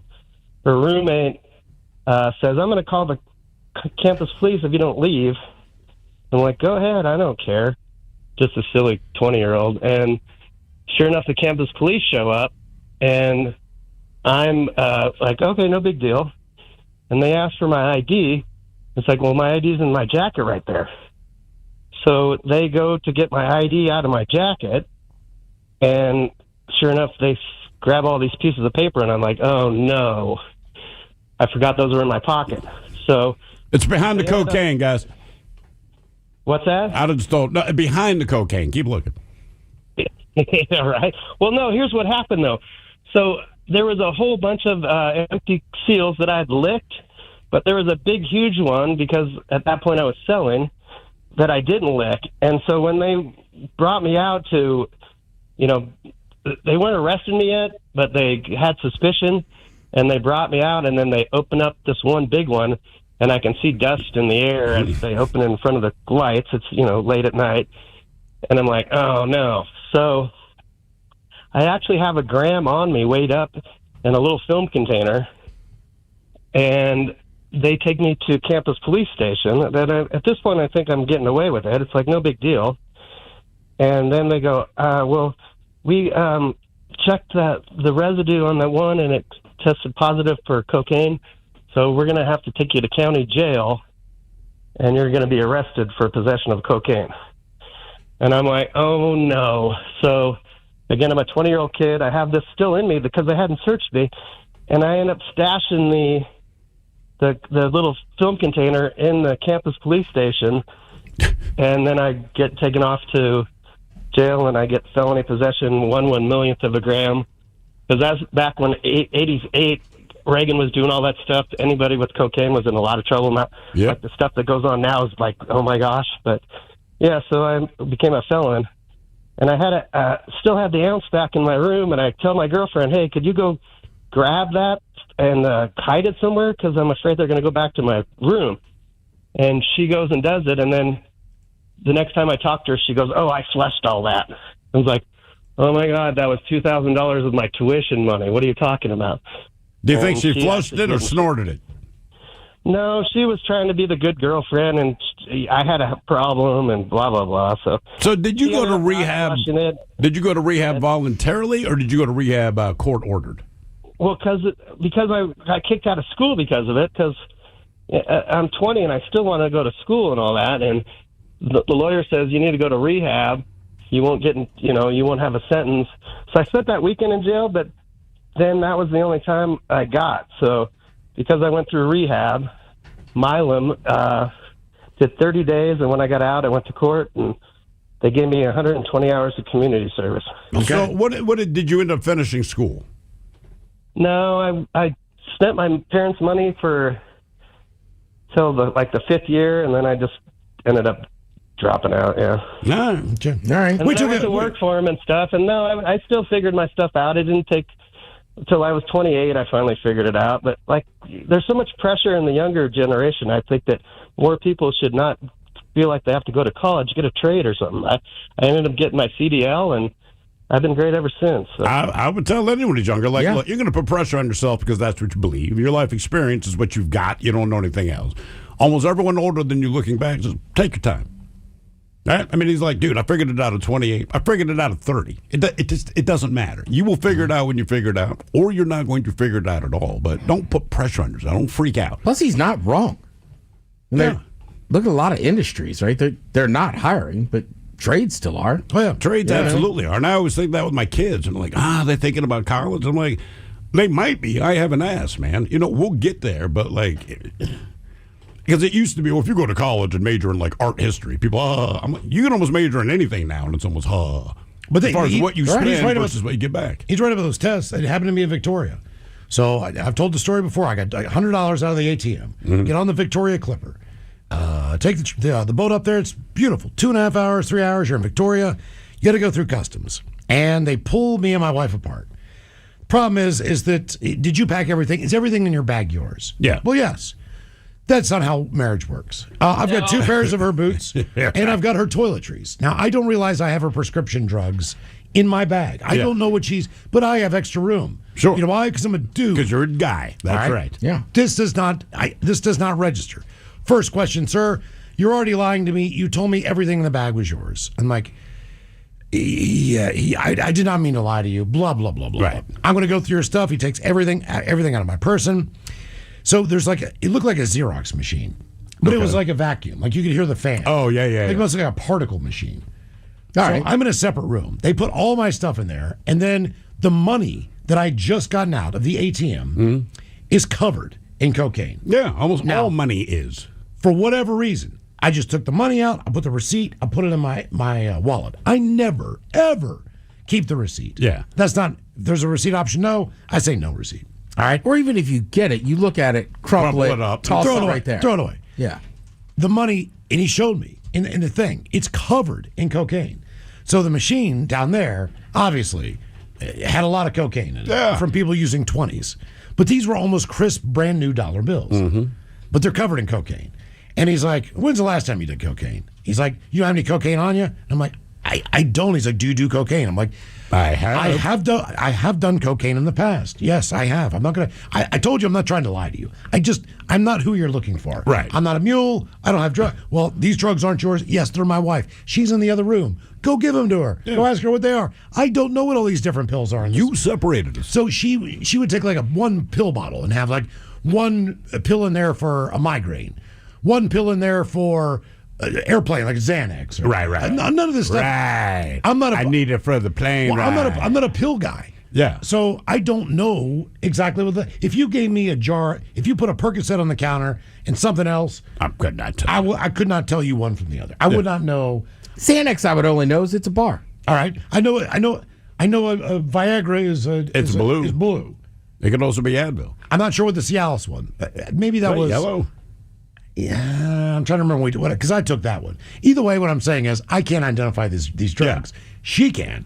So give them to her. Anyway, so the guy goes, have you done cocaine? I'm like, well, yes, in my lifetime. He's like, how long ago? And I'm like, I mean, like a work trip like a year ago and a half, maybe in Vegas. I think that was the last time. He's like, you did cocaine in Vegas? I'm like, everyone does cocaine in Vegas. Las Vegas, dummy. This is the dumbest question I've ever heard in my life.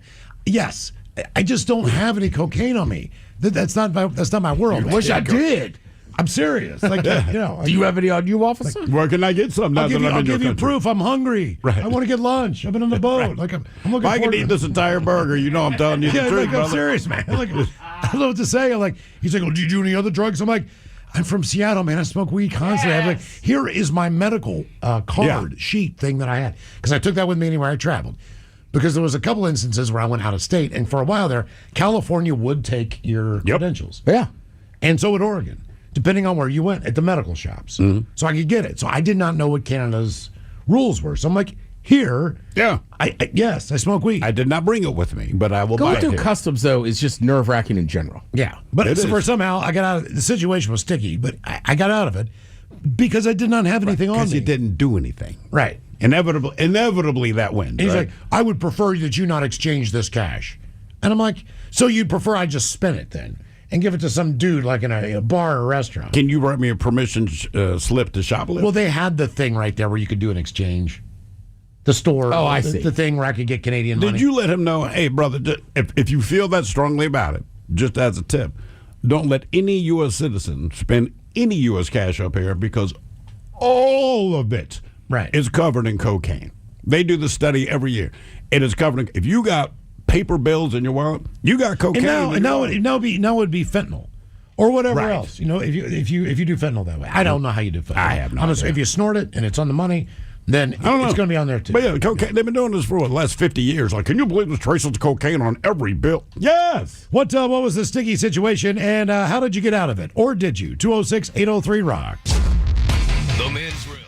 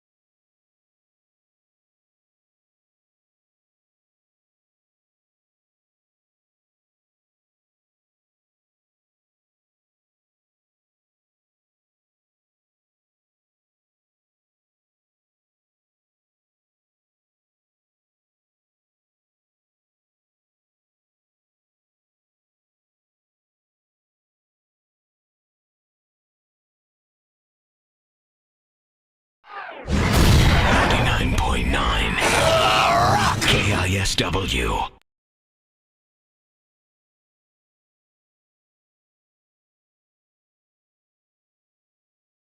So now we get to that weird thing where after 25 years of Rock and Roll Hall of Fame, they allow a band to get in. And it seems to be in a weird way, like kind of one of those places where people who don't really like each other, like that's where it comes out. And it's coming up to that point where you're right there. I know you'll be there. I know Duff will be there. I know Izzy will be there. I know Steven will be there. No, Gilby Clark. Seriously. And Pawn Shop Cars, great out. And everything they did with you. Is that going to force you guys to be together? I have no idea exactly what's going to happen with that. I was actually present for the Van Halen induction, which was a complete debacle. These certain guys wouldn't go and whatever, and we actually went and played. Bill Walber went and played in Van Halen's place, and it was just a nightmare.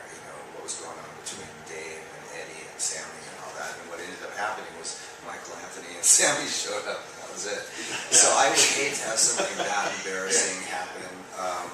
But that said, Axel and myself aren't any further along in having an amicable relationship than we were 14 years ago. So, And when he jumped out of your car looking for it last time. Yeah, but there's one thing, man. From your perspective, it means one thing. From the fans' perspective, it means something else. There is a sense that I'll be there. I know you are. That's what I'm saying. You and Axel have your thing, but it's like, you're right. to a degree, it lends to the credibility of what the band was about, man. Everything that the band stood up for, in the end, it ends up becoming. And since then, both of you have moved on, and here you are now, tonight, Burns Hill. You got Miles Kennedy. He's not a local boy, but he certainly is in the state of Washington. Yeah. And people love him. He has become the guy in rock music, it seems, where it's like, man, if you're doing a project, you need a singer, he's the guy. How did you end up meeting him even in the first place? It's a sort of a long story. When Duff and Matt and Dave Kushner and myself were putting together Velvet Revolver, and it wasn't called Velvet then. We were auditioning singers. At one point, Matt said, "There's this guy Miles Kennedy from this band, Mayfield 4, who's really good." And so we sent him some music, and he's like, "Oh, this is really great." And he never sent the demos back with vocals on it. And so, I just forgot. I forgot all about it. I completely forgot about that. And then Scott Weiland's in the band. We, do our thing up until about 2008. And we part ways with Scott Weiland, and we started looking for singers again. And Matt goes, "I know this guy named Miles Kennedy who's in Alter Bridge." And it never occurred to me that it was the same guy from way back when. And then I heard that name because Led Zeppelin had just called him and asked him to come down. So I said, "Who is this guy?" So I look on YouTube and Alter Bridge, and there's this guy, sort of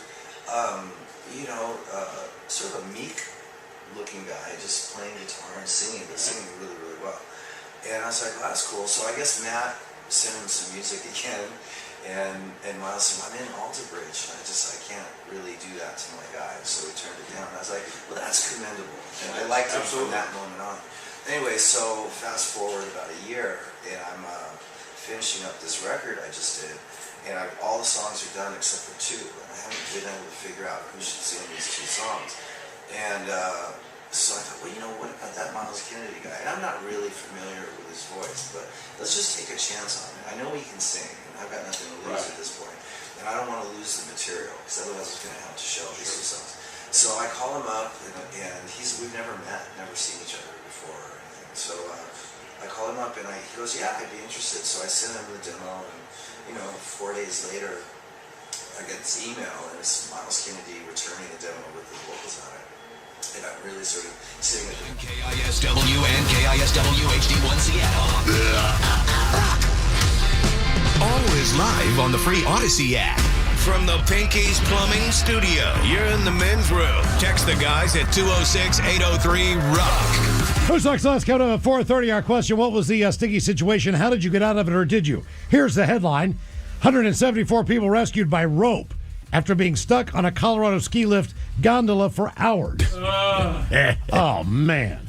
You just cold. The wind is killing you. Well, the gondolas typically are enclosed.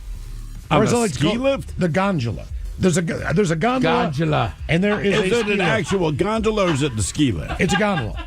All right. So, but they're stuck. They have to be rescued out by rope. Well, yeah, because everyone smokes weed on them. Yeah, The gondola. Dude, if you're by yourself, you smoke weed in it. That's what they call a gondola.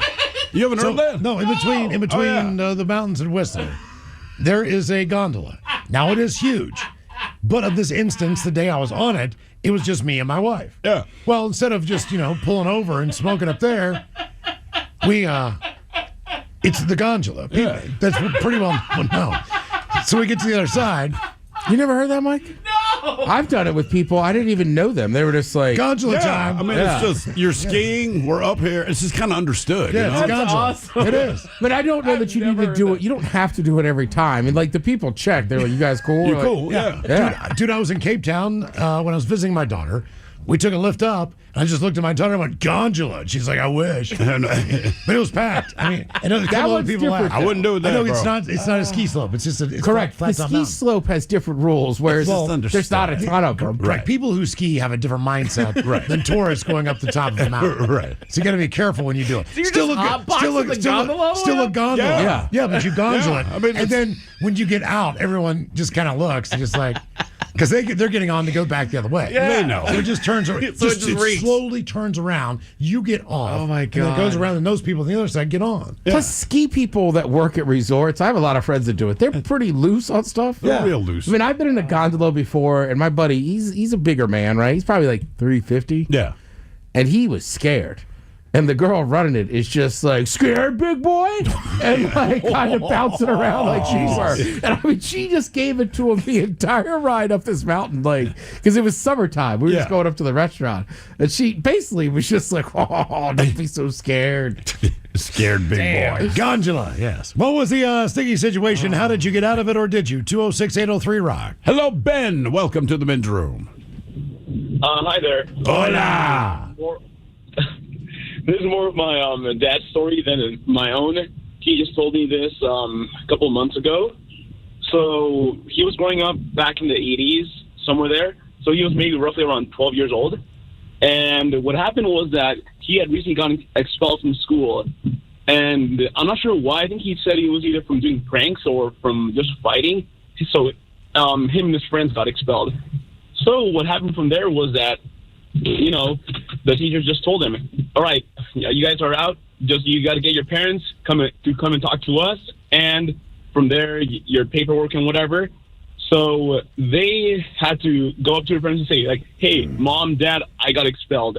And from there, they would either get an ass whooping and a scolding afterwards. So needless to say, they were all terrified. After that, they were thinking, like, oh, my God, what are we going to do? Some of them waited it out for a few days. My dad was too scared, so he was waiting it out.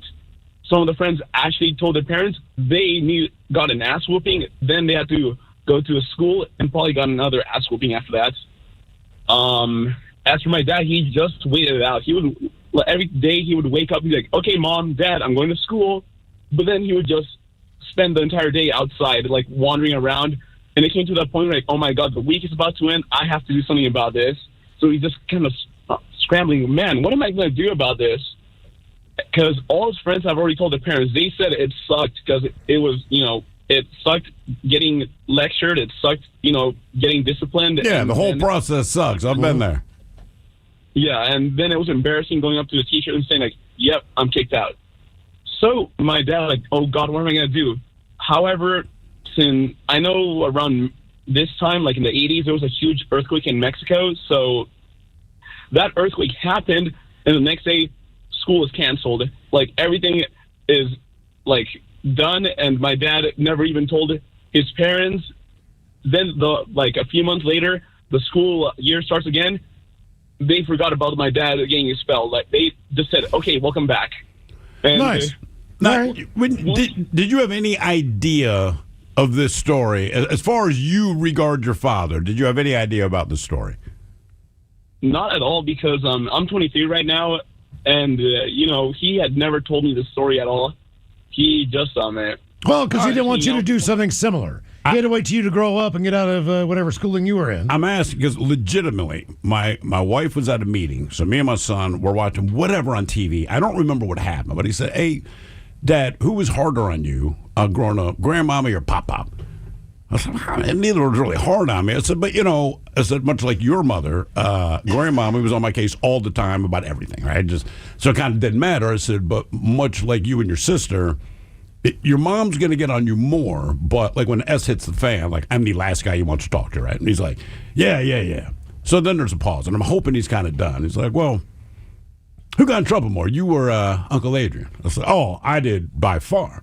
It's like, were you a bad kid? Now, see, this is bad because he's 13. So in his mind, I'm just dad. Sure. You haven't done anything wrong yet. Right, I haven't done anything wrong ever yet. in your life. So I said, look, I was just more like Bart Simpson, and your brother was more like Lisa Simpson. So he kind of absorbed that, and he nods, and he goes, okay. Uncle Adrian was a really good kid. I said he was a really good kid, man. He's great student. Really, really good kid. Very all studious. that stuff. Very It's like, smart. What about you? I'm like, I was not. And he's like, well, what are some of the things you did? And I'm looking at him, and I said, I'm going to be dead honest with you right now. I'm not going to tell you yet. He's like, really? I go, right. I said, look, some stuff I did was stupid. And I told him the little petty things that I did that you quote-unquote got in trouble for. But I said, I'm not going to share these stories with you just yet, but I will let you know. He's like, what were you like in high school? I said, well, which one? I thought you were done moving. I said, we were done moving. I went to 3 different high schools. Why? I said, those are the stories I will tell you when you get older. And just to look on his face, it wasn't disappointment. It was more like sheer excitement. No, it was amazement. He can't wait to hear what it was. Because again, and neither can we. Oh, yeah. But we've heard them. You have heard them. You are adults. It is fine. But he was just asking me this crap last night. I'm like, man, look, seriously, you don't need to know. That's why I was curious to know if he had even an inkling that his dad was up to no good, especially with getting booted out of school. Because, like, that was my M.O., man. But I have to, hey, make sure you do your homework. All this crap that I didn't do when I was in school, because you're such a hypocrite. No, you have to be a become parent. You have to be a parent. You got to be a parent. But when they ask you, were you good at math? I was great. Look, man, yeah. Even when I coached, right? Yeah. Like, I remember a couple kids, and I was only a few years older than them, being like, like, Coach Smith, I heard you didn't get the best grades. You went to summer school. I said, I did, and it sucked. You don't want to go to summer school. Don't do that. Do your damn homework. There you go. What was the sticky situation, and how did you get out of it? Or did you? 206-803-ROCK. Hello, Sully. Welcome to the men's room. Hola, muchachos. Hola. All right. So I was a teenager living up in British Columbia, and up there, firecrackers were illegal, and we kind of missed out on them, so we would come down to the States to buy them. And so my buddies and I came up with this idea that we're just going to cross the border, go down by Lummi Reservation by Bellingham, and buy up a bunch and just take them back to Canada. When we get down there, we find how dirt cheap they are. We were just going to buy a handful and pocket them and hide them in the car, but we got overzealous and we filled 2 garbage bags full of firecrackers to the rim. And they just had like a 10, 12-year-old kid running the booth. And so we asked him, how much you want for this? He looks around, he starts trying to count, do math, blah, blah. He goes, $60? I'm like, sold. You got it, buddy. We slipped him 320s and ran like hell before he figured it out that he got ripped himself off.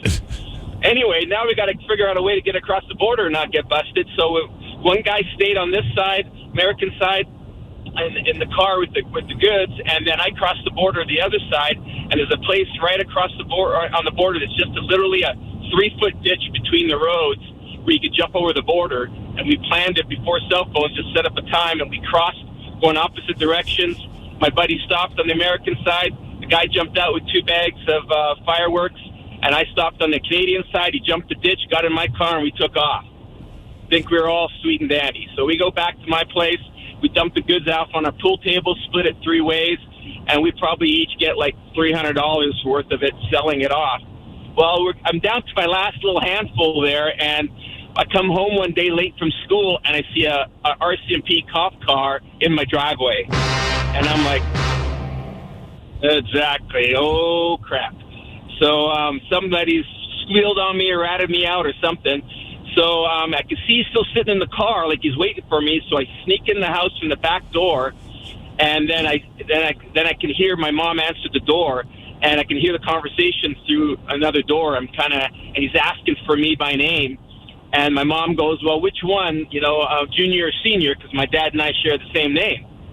And he goes, well, how old is your son? And she goes, 17. He goes, well, it's probably your son then. Can I talk to him? And she goes, well, I don't know where he is.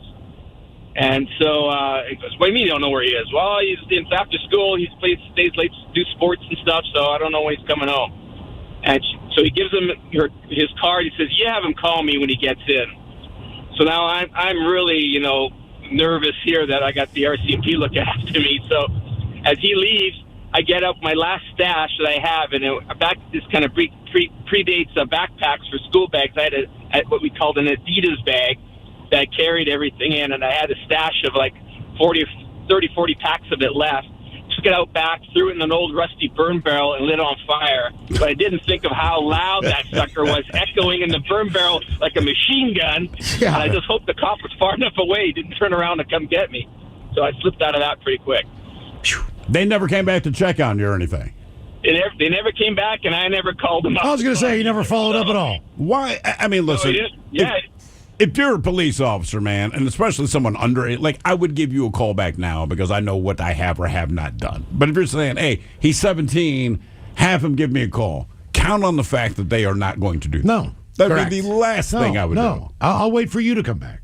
That would be my entire I'll wait plan. for you to find me. Yeah. Granted, I don't want to wait for that. I don't want that hanging over my head. You don't, but I'm not going to call you either. I mean, like, it's like being a fugitive, right? Like, nobody wants to be on the run. You don't want to have to look over your shoulder and you say, well, why are you on the run? It's like, I don't want to be in jail. What was the sticky situation? How did you get out of it, or did you? 206-803-ROCK.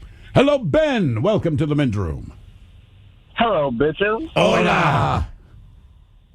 So, back in junior high, I was at a friend's house for his birthday party, and he really wanted to make a sparkler bomb.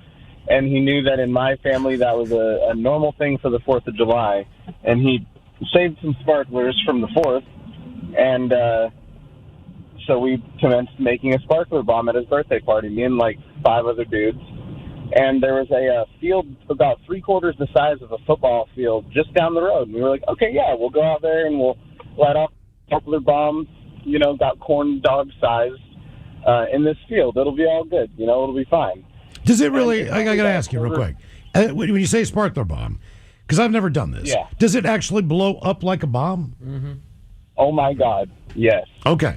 Oh, Mike doesn't know about the gondola, but he knows about the sparkler bomb. Well, you remember after 4th of July, you and I left a little bit later, Steve, and then there was a handful of guys that were on our street there that were tossing sparkler bombs. You could hear them from blocks. Yeah. Those were sparkler bombs. Okay, all right.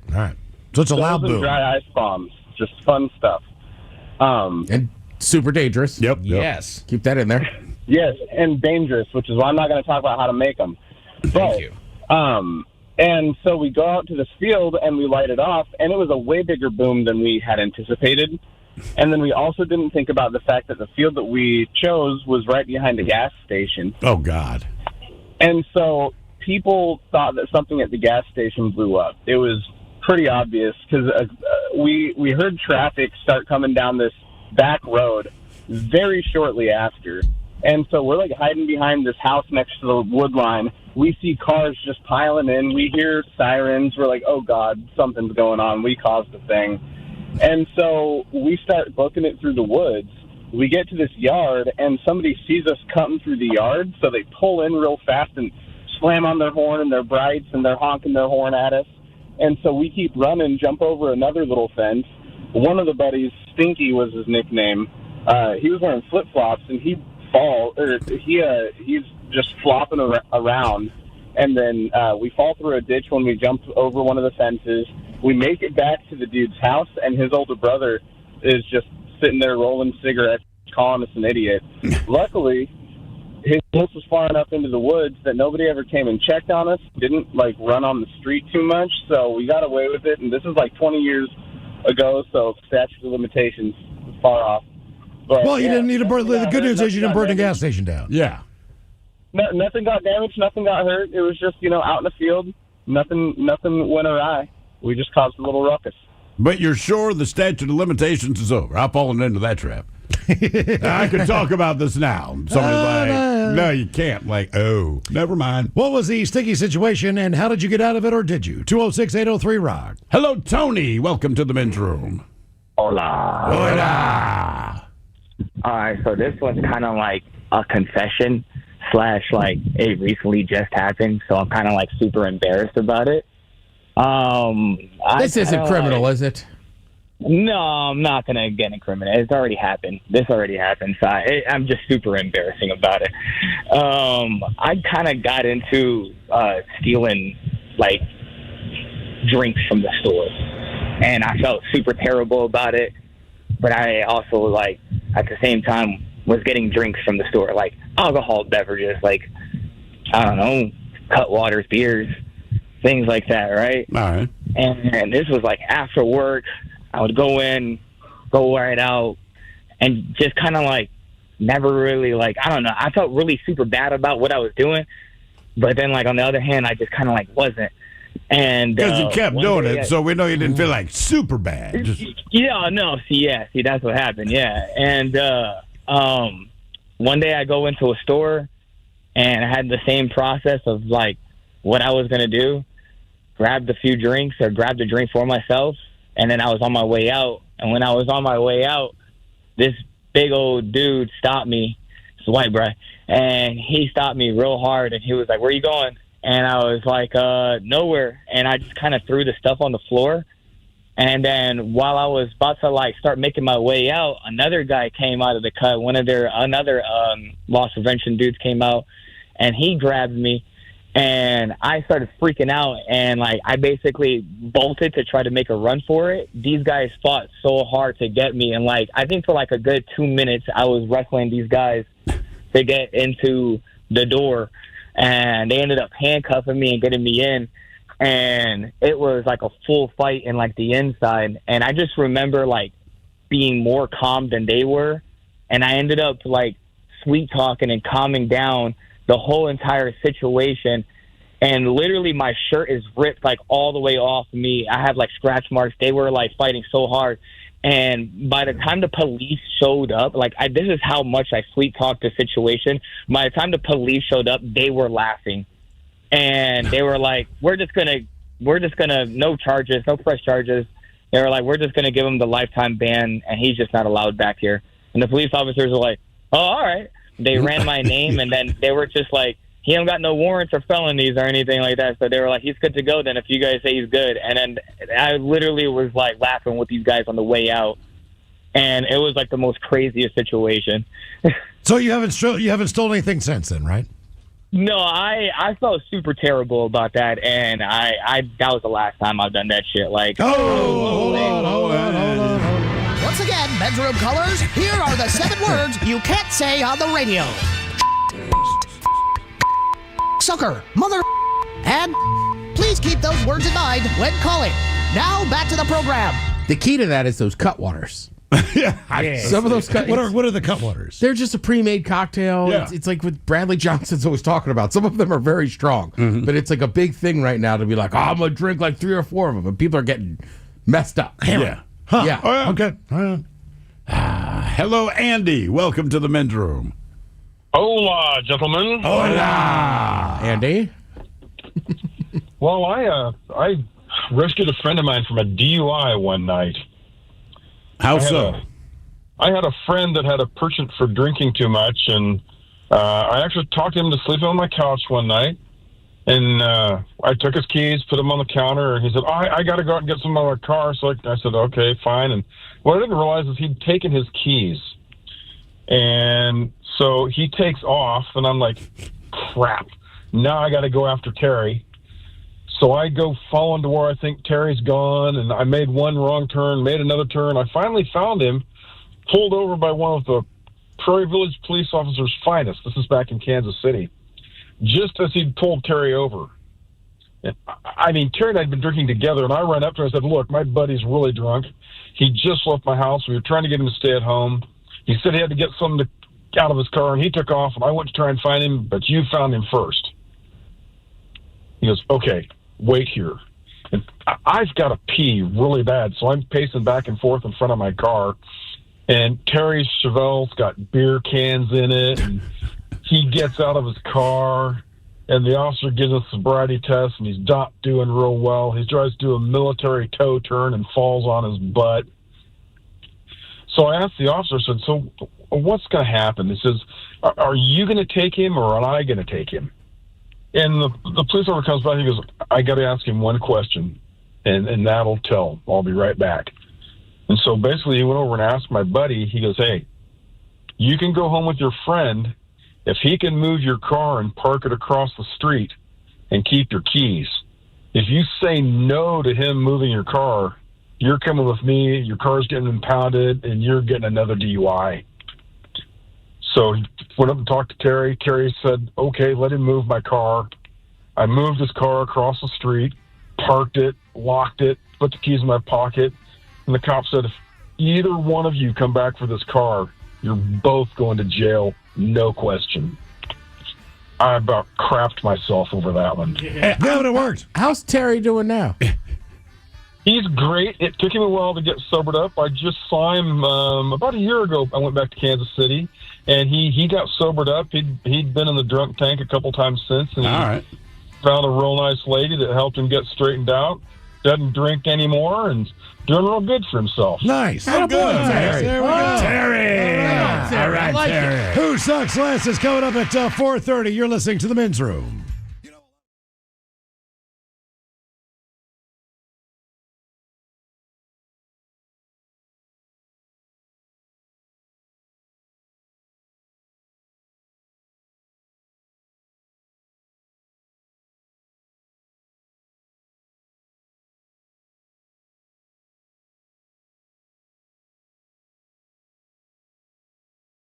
Hundreds of passengers on a Spirit Airlines flight were shocked to learn that their flight would be taking off on time. But first, Zenith Downs, the legendary local horse track, announced earlier today that they would be shutting down their horse racing operations by the end of the month. Oh no, not Zenith Downs. I have so many memories from that place. Really, Bonnie? My family used to own race horses, and I spent a lot of summers there. Your family owned race horses, Bonnie? Oh, gosh, yes. One time we had a really sweet horse named Cinco. Cinco? We named him that because he had 5 legs. You had a 5-legged racehorse? Oh, yeah. And the other horse owners thought that his 5th leg would give him an unfair advantage. So they created a new bylaw to prevent Cinco from being able to race. What was the bylaw? Well, the new bylaw mandated that any horse and jockey combination entering a race must have a total of 6 legs. Ah, so Cinco couldn't race. Oh, no, Cinco raced. We hired a 1-legged jockey. You had a 1-legged jockey ride a 5-legged horse. For one season. Then we got a 3-legged jockey to ride our 3-legged horse, Trace. What? Yeah. They weren't very fast, but people would spend a lot of money just to look at them, because they both had 3 legs. So did your family ever just have a 4-legged horse? We thought about it, but we didn't want to fire our 1-legged jockey or our 3-legged jockey.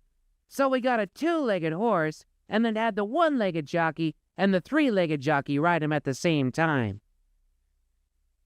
Let me get this straight. You had a 5-legged horse ridden by a 1-legged jockey. Then you had a 3-legged jockey ride a 3-legged horse. Before finally having both a 1-legged jockey and a 3-legged jockey ride a 2-legged horse. Yes, that's correct. Until our jockeys retired. Then we just got a 6-legged horse with no jockey. Well, Zenith Downs will be closing in the next few weeks.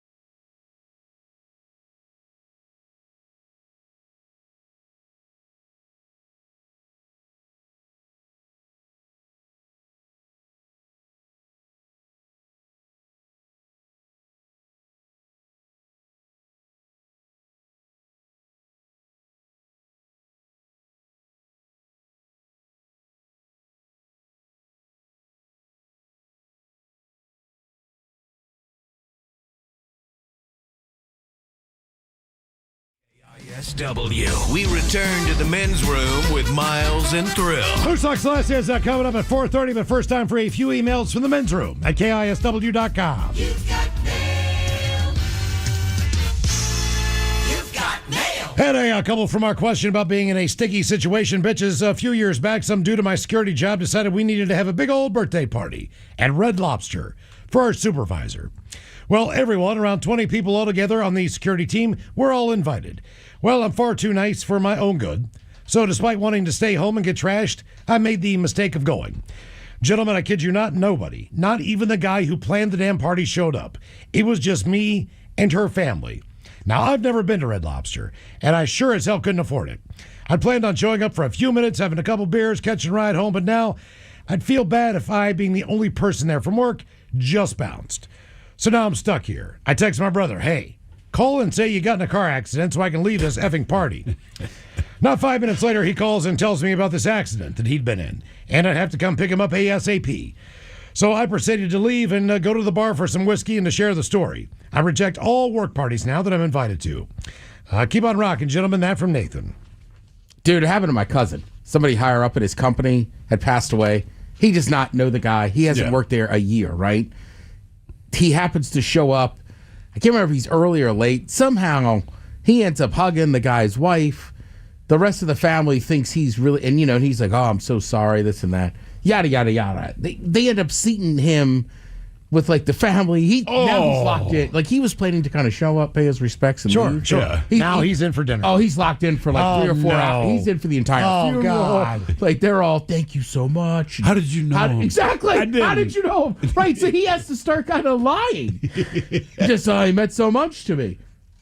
It's like that guy who, did you hear the story about the guy that they finally figured out after 4 or 5 years? He's in the wedding pictures and all that stuff. Did you find out why? So what happened was this. Do you know the story, Ted? He was only friends. These people, a couple was getting married. They have a wedding photographer, but they realized maybe 50% of the pictures where the crowd is, neither the bride or the groom could figure who this guy was. So she's like, is it a friend of yours? And he's like, was it a boyfriend of someone new? But they have no idea. But he's not doing anything wrong. He's in the photo. He's just in the crowd. photos. So what happened was this guy, he was friends with the bride only, but not at this wedding. So he is like across the street from where this wedding is supposed to be. He's not expected to know any of the friends, anybody there. Right. He only knows the bride from back in the day. All right. They were friends. He does not know he's at the wrong wedding until the bride starts walking down the aisle. Right. Oh. So and he turns to see his friend, and she's not there. It's somebody else. And he realizes, oh, crap, I am at the wrong wedding. So he sneaks out, but he's in all these pictures. That's kind of awesome. They finally figured out, because he finally makes it to the right wedding. Yeah. But initially, he's at the wrong wedding. But they were like, who the hell is this guy? Well, let's see what else we got. That is so awkward. I know. Oh, man. My senior year of high school, I was driving my best friend, his girlfriend, and a girl I had been hooking up with, taking the girls back to one of their houses for the night. I got tagged doing 16 to 45 and pulled over for speeding. Cop ran me through the ticket. Well, do you know why I pulled you over? Got my license, registration, headed back to write me a ticket. As he was coming back to hand me the ticket, when he was greeted with 2 pairs of boobs from the back seat. He sighed, shook his head, handed back my license and registration, told me to slow down, and the girls to keep their tops on, because there's no chance either of you are 18, and I'm not getting in trouble for this. Then he walked away and took off. Have a good one, guys. That's from Kyle. As we move on to the birthday emails brought to you by Men's Room Roasted Red Salsa from San Juan Salsa Company. Dip responsibly. Bitches, can you wish my son Emiliano a happy 4th birthday? Emiliano. From his dad, Jamie. He's a smart and kind-hearted little man. Can Miles tell some dad jokes? And Coach Ted, tell him what to expect now that he's 4 years old. Also, congrats on 20, guys. You rock. All right, let's see. Do I have anything? 4-year-old. 4 years. 4 years old. This gets me in trouble. Okay. 4 is tough. It is. Okay, where do animals go when they have lost their tail? Where do animals go when they lose their tail? They go to a retail store? That is correct. Appropriate for a 4-year-old. A retail. I woke up in the middle of the night cooking stir fry. Apparently, I'm a sleepwalker. Walker, yeah. Sleepwalker. Get it? Walker. Coach Ted. I get it. Does he get it? He'll learn it. I don't know if he does yet, man. He's only 4. He's not really spelling a ton yet. 4. All right, so what's that? Is that almost preschool? Almost. Yeah, Getting in that's there. preschool. All right. Well, if you're not going to preschool this year, maybe you're going to a little, I don't know, half-day thing or whatever. Enjoy the freedom, my man. Next year's going to be completely different. Preschool. Actually, preschool is pretty cool. It's kind of like listening to your parents, except it's this different adult charge. And you basically just got to make some shapes, take some naps, eat some snacks. Keep your shoes on, man. That's what I hated about preschool. Don't be that kid that throws shoes all the time. I was the only kid who couldn't nap. I still can't nap to this day. As I've gotten older, I do it whether I want to or not. But I can't just tell myself. Yeah, exactly. Like nap time's this time. Like, I can't do that. I can't. All of my brothers. Let's see here. May I get a birthday shout out for one of the most excellent nieces, Evie, who turns 13 today, is therefore celebrating her first day of being a teenager. All right. Bless you. Not only is she super smart, incredibly beautiful, and wickedly funny, but at 13, I put my money on her to be able to back any of you down and score over you in the low post. And swat your attempt away on D as well. I don't doubt it. By the way, not exaggerating at all. Quite serious. Neither are we. Not a lot of 7th graders can handle 12th graders thrown her way. Therefore, can I get Coach Ted to give her the best advice to this phenomenal phenom to keep up the great work and enjoy her birthday? Also, all of you guys talking all over each other about hoops. Thanks a bunch. That from Uncle Pete and Andy Barb in Port Orchard. First of all, won't shock you. I've been schooled before by a 12-year-old girl. Oh, she's great. She's like a senior in high school. She dominates. All right. You're that good at hoops. We got to concentrate on that, all right? Let's make sure we play tough defense, get that ball in the low post. Don't be afraid to dish it back out. Also, though, as we get older, we get into high school, we got to keep those grades up. We want to play in college, right? Part of it is NIL money, whatever. Still got to at least get through the clearinghouse and be eligible. Other than that, pick the school you want to go to, kid. Okay, hoops-wise. Oh, hoops. Stick your bug as far as you can and box out. Spread out your elbows, get them out. Do not let them inside. Get a good position inside. And bend over. And then when the ball comes, you got it all to yourself. Pull that baby back down, rip it out, and get that out as fast as you can. Macholos, cheers to my sister Alex for a 34th trip around the sun. How about I cut that bitch off, a bong rip, and an owl hitting the window? Maybe some thrill shotgun gets. Thanks, guys. That from Adam. Cut that bitch off. Next call.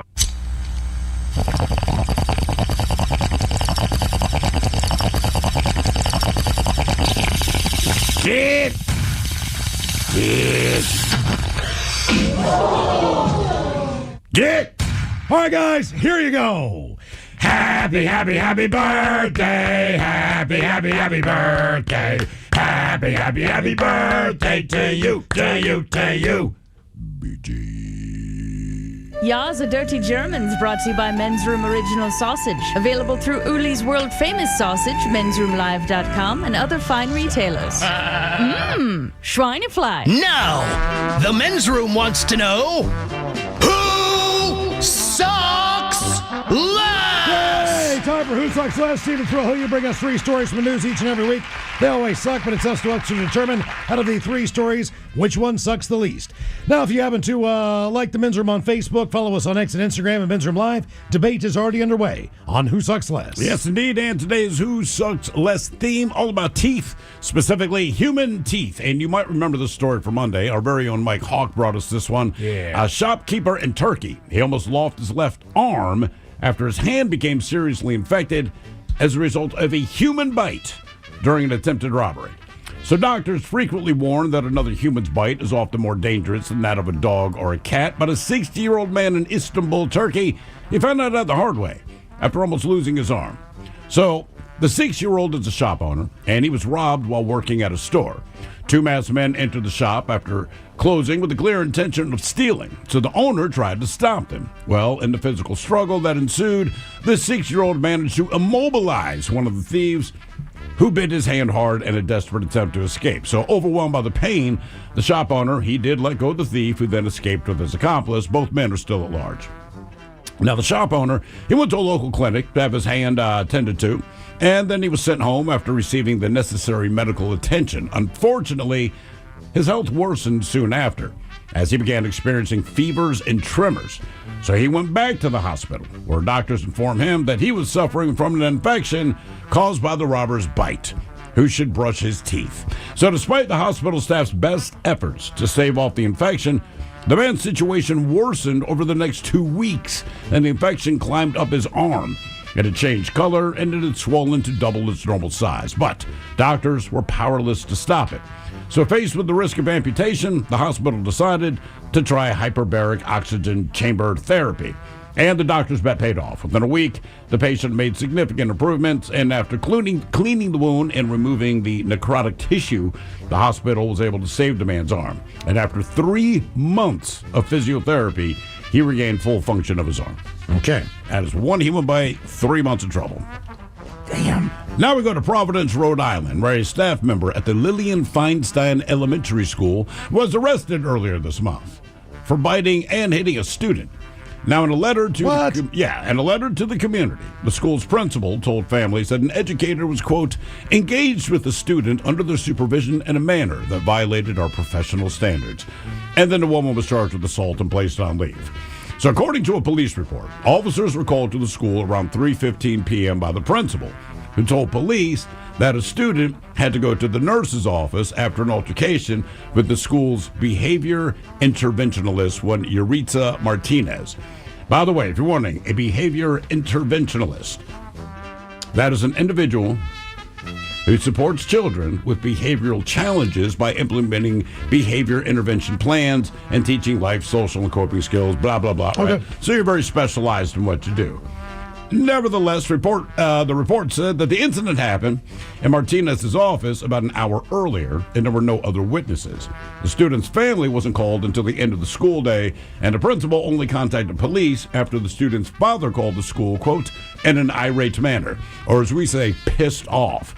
So police were only able to speak to the principal because everyone else involved had already left. The principal had reportedly told Martinez to stay around so she could talk to police, but the principal was later unable to get in touch with her. Officers then contacted the student's father, who brought his son to the police station. So, according to the report, the student told police that they wanted to paint, but Martinez wasn't allowed, so the student threw the paint across the room. She then grabbed the child, who bit Martinez. Now, in response, Martinez bit the student on the back and then hit the side of their neck, leaving visible marks. Now, police took pictures of the student's injuries and turned the investigation over to the Department of Youth Services. Anyway, Martinez, she was arrested. Bail was set at $1,000, and she was ordered not to have any contact with the student. And now here we go. We go to Florida, because Florida just can't not be a part of Who Sucks Less, where a woman lunged from the back seat and attacked her Uber driver, biting and choking and scratching the man, leaving him bloodied. So records show that one Michelle Stillwell of St. Petersburg, she was in an Uber around 4:45 p.m. on Saturday when she started choking the driver while he was behind the wheel, first using her hands, then her arms in the unprovoked attack. Deputies said the victim tried to pull over, but Stillwell crawled into the center console and then bit the back of his neck hard enough to tear flesh and leave a bloody wound. Stillwell is also accused of scratching the victim across the chest. She continued to scratch, claw, bite, and choke the victim from behind as she struggled to defend herself, as he struggled to defend himself. Now, at some point during the attack, she slapped the victim's phone out of his hand when he was trying to call 911.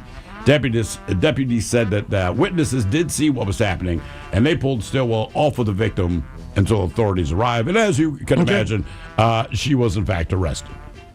All right.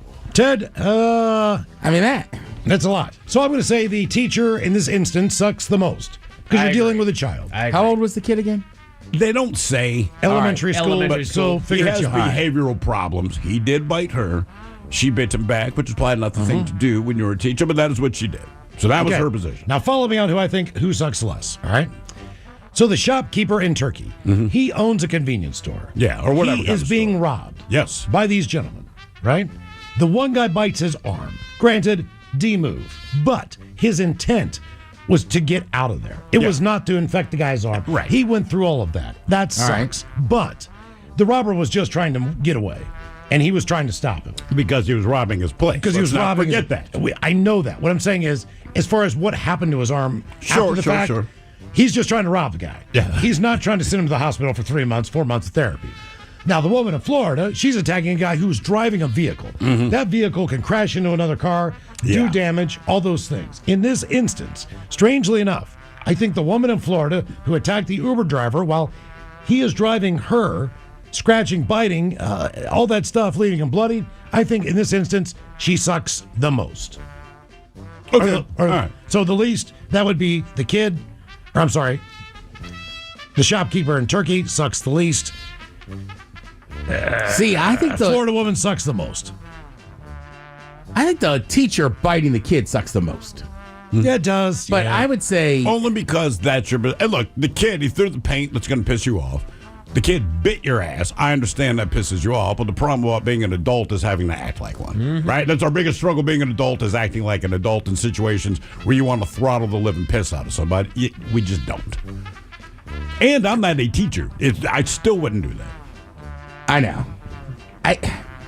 I think I'm going to take the Florida woman sucking the least, just because that shopkeeper, man, he lost his arm. Almost. All right. Almost. Wait, but this woman, not only was she attacking the guy, the point to me that Florida woman in the Uber really goes sideways, the whole thing is sideways, but she climbs into the center console. It was not good enough to be behind him choking him. She climbs into the center console. So now she's between the driver's seat and the passenger seat going after this guy and bit him on the back of the neck. Yeah, I mean, I don't know. So much. It's crazy. Florida. Yeah. I've been into I've been in taxis many times. Yeah. With a plastic divider. Yeah. Like if you're in a cop car. That is why. Yeah. I would almost have that if I was an Uber driver and I went through that. That would just be my thing. If someone Well, asks the difference why, with Uber I'd tell you. drivers is there is some semblance of safety because they know exactly who you are. I have your You would hope information. so. And it's my Correct. personal vehicle, man. I don't want all the plastic and stuff in there. I'm with you. So, I don't know. That one in Turkey's so bad. This is a really tough one, but I'll take the crazy woman in Florida Okay. just because it's Florida, and maybe one day she will get treatment for her meth addiction. I'm going to agree with Miles on this just because, look, I understand the guy's robbing the place. You're already a douchebag. But lady in the cab, she had intent. Teacher had intent. So did the student. But the guy, like you said, The guy's intent was he's to already rob done- the place, not to I cause just an want to rob infection. someone. Those are- I'm I just want sorry. to take your money, steal your crap. I'm sorry I about don't your want to arm. put you in the hospital. Right. That's it. If I don't have to. I think the teacher sucks the least. Kid had it coming. Debate continues on Attaboy, Who Mike. Sucks Less. If you like the Men's Room on Facebook or you follow us on X and Instagram at Men's Room Live. Okay, coming up at 5:08, we'll drink and toast with a shot of the day. You are listening to the Men's Room.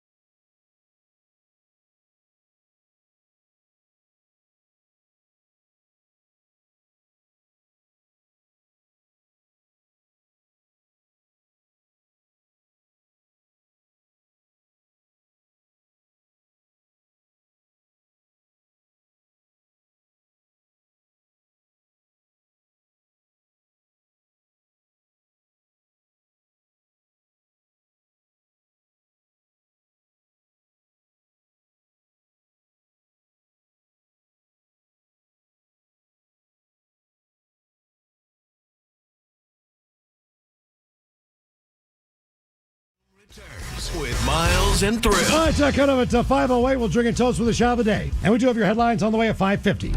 But first, quick check in with Mike Hawk and some of the stories and headlines he is not working on. Well, thank you, Miles. A new study suggests that Ozempic might be less effective for emotional eaters. Well, yeah, if you're eating for the purposes of emotion. Right. Yeah. And you're not fixing the problem. You know, there's all those other surgeries and treatments that you can do that's supposed to help shed the weight off of there, but there's Sure. also diet plans that go along with them. And I've seen a couple different shows where people needed to go on these diets, and that's part of it is like before you get the procedure, you need to show that you can get onto a diet program and that you can lose a certain amount of weight because the surgery is going to help in certain amounts, but you still got to put in some work. Talk about like the lap band and stuff? Yeah, exactly. Yep. Didn't we talk about this yesterday? How do we get funding to confirm the results of a study that everyone already knows the answer to? We just got to find something that's deep enough that apparently not everybody knows. I think everyone knows. You just need to, quote unquote, confirm it. Yeah. We found out if you drink an entire bottle of Jack Daniels in less than 1 hour, you make bad decisions. You know what we do, dude? We do the test and see if it is understood that grocery stores allow you to steal a grape from the produce section to taste test the bag. Yeah. There you go. Boom. We sent Miles in on 10 different experiments at 10 different stores, and 0 of them confirmed. How about this? If you sneeze into the bulk nuts, will the grocery store get rid of the entire contents? Yeah. I do it because I want to taste them to make sure they're good. Of course. That's what I tell people. And then if they have the cotton candy ones, I want to taste them because they're delicious and unique. I don't want to buy them because they taste like cotton candy. It tastes like cotton candy. I don't want to buy anything at the grocery store, but there's a lot there I'd like to eat. I'm amazed the fact that a grape tastes like cotton candy. Yeah. What is the size you like? I bought bananas yesterday. Could I pop one of those? A banana? Or is that too big? Yeah, you can't steal a banana. What if I wanted a croissant? Okay, look, I think it's got to be one bite. If you can put it an Oreo, if you can put it on the self-checkout scale and it registers a weight, then you got to pay for it. My money says the grape doesn't weigh anything. I would take that dollar, Miles. Anything. I will take that dollar. One grape on that little scale. I will put one grape on there. I bet it doesn't. I bet it doesn't register. It charges it for the whole cluster. That's right. It's like if I could steal one piece of paper. Because it wouldn't weigh anything if you pay for it by the pound. But a grape weighs more. Grapes are paid by the pound. I don't know that they are. I think you just scan the barcode and you just that is the amazing thing about saffron. They've actually figured out a way to weigh that stuff. Yeah, which is, I'm shocked. It weighs nothing and costs a lot. You can weigh a lot of things in grams. Yeah, ask any drug dealer. That's what I'm saying. I mean, well, powder's heavy. Costco has issued a major recall of their Dubai chocolate brand rolling pin due to an undeclared allergen. Rolling pin? That's their brand. Oh, okay. Rolling pin Dubai chocolate confections or whatever it is. Okay. Oh, so it's shaped like a Tootsie Roll or something. I guess I have no idea, but that's just their brand name is rolling pin. And so if you've got any kind of confectionery allergies and you bought their Dubai chocolates, time to send it back. I would think if you have a confectionery allergy, don't buy chocolate in general. Yeah, unless there's one that you know specifically. Like, put it this way. Some people can't have nuts. I know. You find the product that you're not going to have the allergic reaction to, and I would stick with that through hell or high water. Like, well, look. Dubai chocolate's just different because I'm pretty sure the inside is something like it's pistachio. Yep, you're right. Okay. Well, yeah. Right. So I mean, like, I could see where that would throw off more people than normal. Oh God, there's pistachio. Oh no, damn it! I don't know what people think the green stuff in the inside is. Ted, when people like things, we don't ask questions. It looks like compost. From time to time, when I see people break them apart, it looks like it's compost in there. It's like, why are we doing this? Compost. Then I heard it was pistachio. I was like, oh, okay, I kind of get it. I love pistachio stuff. I've tried one little bite of like an off-brand, not a real Dubai chocolate. Like, yeah, that's fine. Fine. Right? And that's kind of where I'm at. Like, the combination sounds good, but unfortunately, it's such a crazy fad right now that it's all over the place and it's crazy expensive. By the way, Miles, some bad news. One of our YouTubers made the comment, says, hey, the grocery store scales will identify a paper bag is on them. It will definitely pick up a grape. Right. But you again, ever done that? But we need the money. I put it in the collecting area. So I don't put it in the weighing they area. put those bags there for you, and I screw this up every time. I'll scan an item and put it down, and then I'm like, I'll screw it. I'll get a bag. And so I pick it up, and I grab a bag, and I put it in there. It's like, unchecked item in the weighing area. Now, literally, all I have to do is just pick the whole thing up and set it back down, and we're good. But still, sometimes it's like... You put the bag in the weighing area? Yeah. See, I put it to the side where the bags go. Well, that's where the bags go, yeah. But they're weighing that. They know the bag's there. Yeah. Oh, yeah. No, so as soon as it touches. Yeah. But Yeah. it doesn't weigh it. It just knows by the touch. Yeah, okay. Okay. It's just the touch. Yeah, it's like when you take I something know out that of the touch refrigerator anywhere. at the hotel. Ooh. Yeah, I That's a screwed paper something up bag. the other day and didn't put it down quick enough. So I had to go to the review. Oh, no. The guy came over and you could see it. There's like a little camera that shows you like not putting it down, looking at it, then putting it back. He's like, all right. I felt like I was at an NFL game. Yeah. Or a soccer game, VAR. After I was like, further review, I can beat it. He did not steal anything. Time to put your thinking caps on, gents. It's time for the Merriam-Webster word of the day. It is a J word that is used to describe people, moods, and attitudes that are cheerful and jolly. Joyful. Or Joyful, joyous. Joyous. Yeah, I'd say joyous. Joyful. Joyful, joyous. I think you're trying to go for the right answer, Ted, because the right answer is jovial. Right. That's what I was thinking. Yes, Thanks, you Mike. were. I could see the gears were Yeah. turning, but you couldn't get past the joyful. That's my cover band, Bon Jovial. Bon jovial. Yeah, we laughed through all the songs. That's great. It's Bon Jovial. Living on a prayer. We should do that for Sit and Spin. No. Man, Artists hang that on, laugh at man. songs. They're wanted. Dead or alive. Doesn't matter. It doesn't matter. Just get them. Ozzy laughs at the end of what? Crazy Train? The beginning. Beginning. And at the end. Yeah. And at the end. Oh, yeah. yeah. He's got Well, the he's little laugh crazy. there. I know. Yeah, he likes it. Gorillas Insane. laugh at the beginning of their tune. Bark at the Moon, he laughs. Ozzy laughs a lot. He does. I'm just thinking, you know what I else he love had? He had some bad medicine. It was crazy. Terrible. Shot for him him. through the heart. Honestly, he died. In a blaze of glory. She's a little runaway. Wow, that was, I can find her. that was a good deep you. reference. Thank you. Sure. We're back here again. Science is once again highlighting the public health benefits of doing away with daylight savings time. Yes. Look, I don't even care about the science. Just as a financial fact, we go through this every year, twice a year, and I cannot adjust for inflation, but it's roughly, we lose $2 billion every time. Like, okay, listen, if you're going to talk about the economy and bitch about it, and this is literally something you can solve with the stroke of a goddamn pen, and you're not... For $4 billion, you won't solve this? Like, stop pretending you can't. Wasn't that supposed to happen maybe this time around? Yes. This fall? Like a year ago? Like we were they said- supposed to fall back for the last time or something like that. Like, yeah. They were going to set us up on the better. We'll figure it out. man. It's coming. It's coming. The only thing I will argue is what am I always defending? The kids. I get it. They got to go to school in the dark. So, I did too. I did. And I'm black. So I don't We even didn't want all to go to freaking school hear in the dark. We had daylight savings. I'm just saying, look, pay attention to the next month. Like, that sun ain't coming up till like 8:30 or some crap. Yeah, it sucks to be them. All right. They're coming home when it's light. And hey, man, look, my daughter just started high school. She goes early enough that the sun will not be up no matter what we do. At summer, yeah, or maybe by June when she's about to get out, but it's going in the dark anyway. It's fine. There's an article on The Guardian asking the important question, and it's literally, quote, does my vagina really need a facial? It depends who you are, Whoa. and you know that. Whoa, a if you facial. think it does, then yes. What? Down? like a spa treatment, Miles. Oh, well, sure. Oh, They yeah, could- yeah, everything whatever, could use a spa whatever treatment. she wants. Wouldn't that be a vaginal? Yeah, I'm down. I'm here to help. Hello. I'm You said you want? Down. I'm here. Oh, Lordy, I'm just Door getting to into door. it. Hello. Hi, ma'am. I'm a salesman. What are you selling? Facial man. You know. Vaginal facials. Take my car. You seem to be glowing. Well, I was next door. Before I came here. Give me about 5 minutes.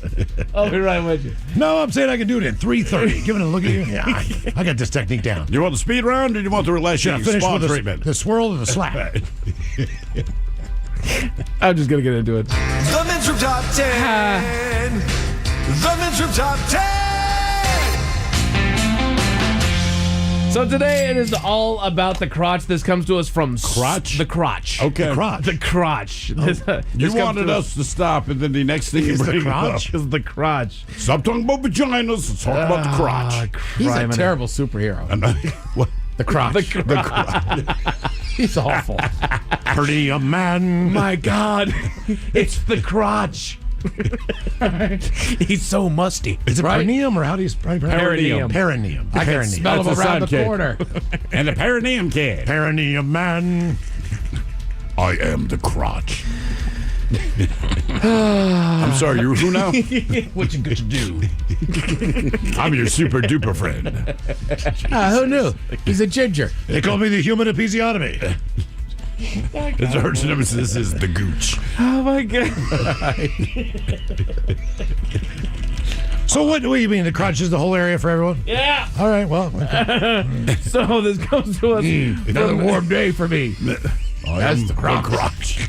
I'm hanging loose today. That's just it. And remember, hang loose. You never see him in the winter. He gets his bad wings. He only fights crime in the summer months. Looks like a flying squirrel. I powdered up this morning after watching that video on our YouTube channel. This morning it reminded me. I was like, I'm going to powder up again. Oh my god. It's a warm day, last warm day. Yeah, of course. Yeah. So this comes to us from sweatblog.com, and they talk about the common causes of groin sweat. Oh. Yeah. There's a lot that we're going all about the crotch today. They say high temperature, even minimal moving around in hot environments will cause you to sweat in your groin area. Yeah.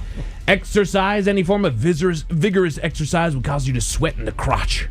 Aren't these things that would just make you sweat in general? Yeah. Pubic hair. Yep. Because that's gone tonight. There's glands that are found in and around the groin. Pubic hair traps bacteria and moisture from sweat, creating a virtual greenhouse for bacterial growth. That is so hot. So Yeah, plant baby. something there.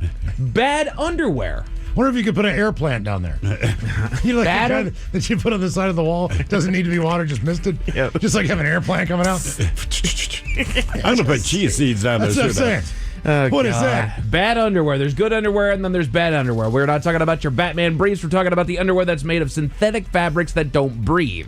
These types of undies don't wick away moisture, and they trap sweat and heat in the groin area. Yeah, girl. Always choose underwear made from natural, breathable fabrics that can absorb and wick away moisture. That's why I wear pandas. I don't think these ones that I have are natural.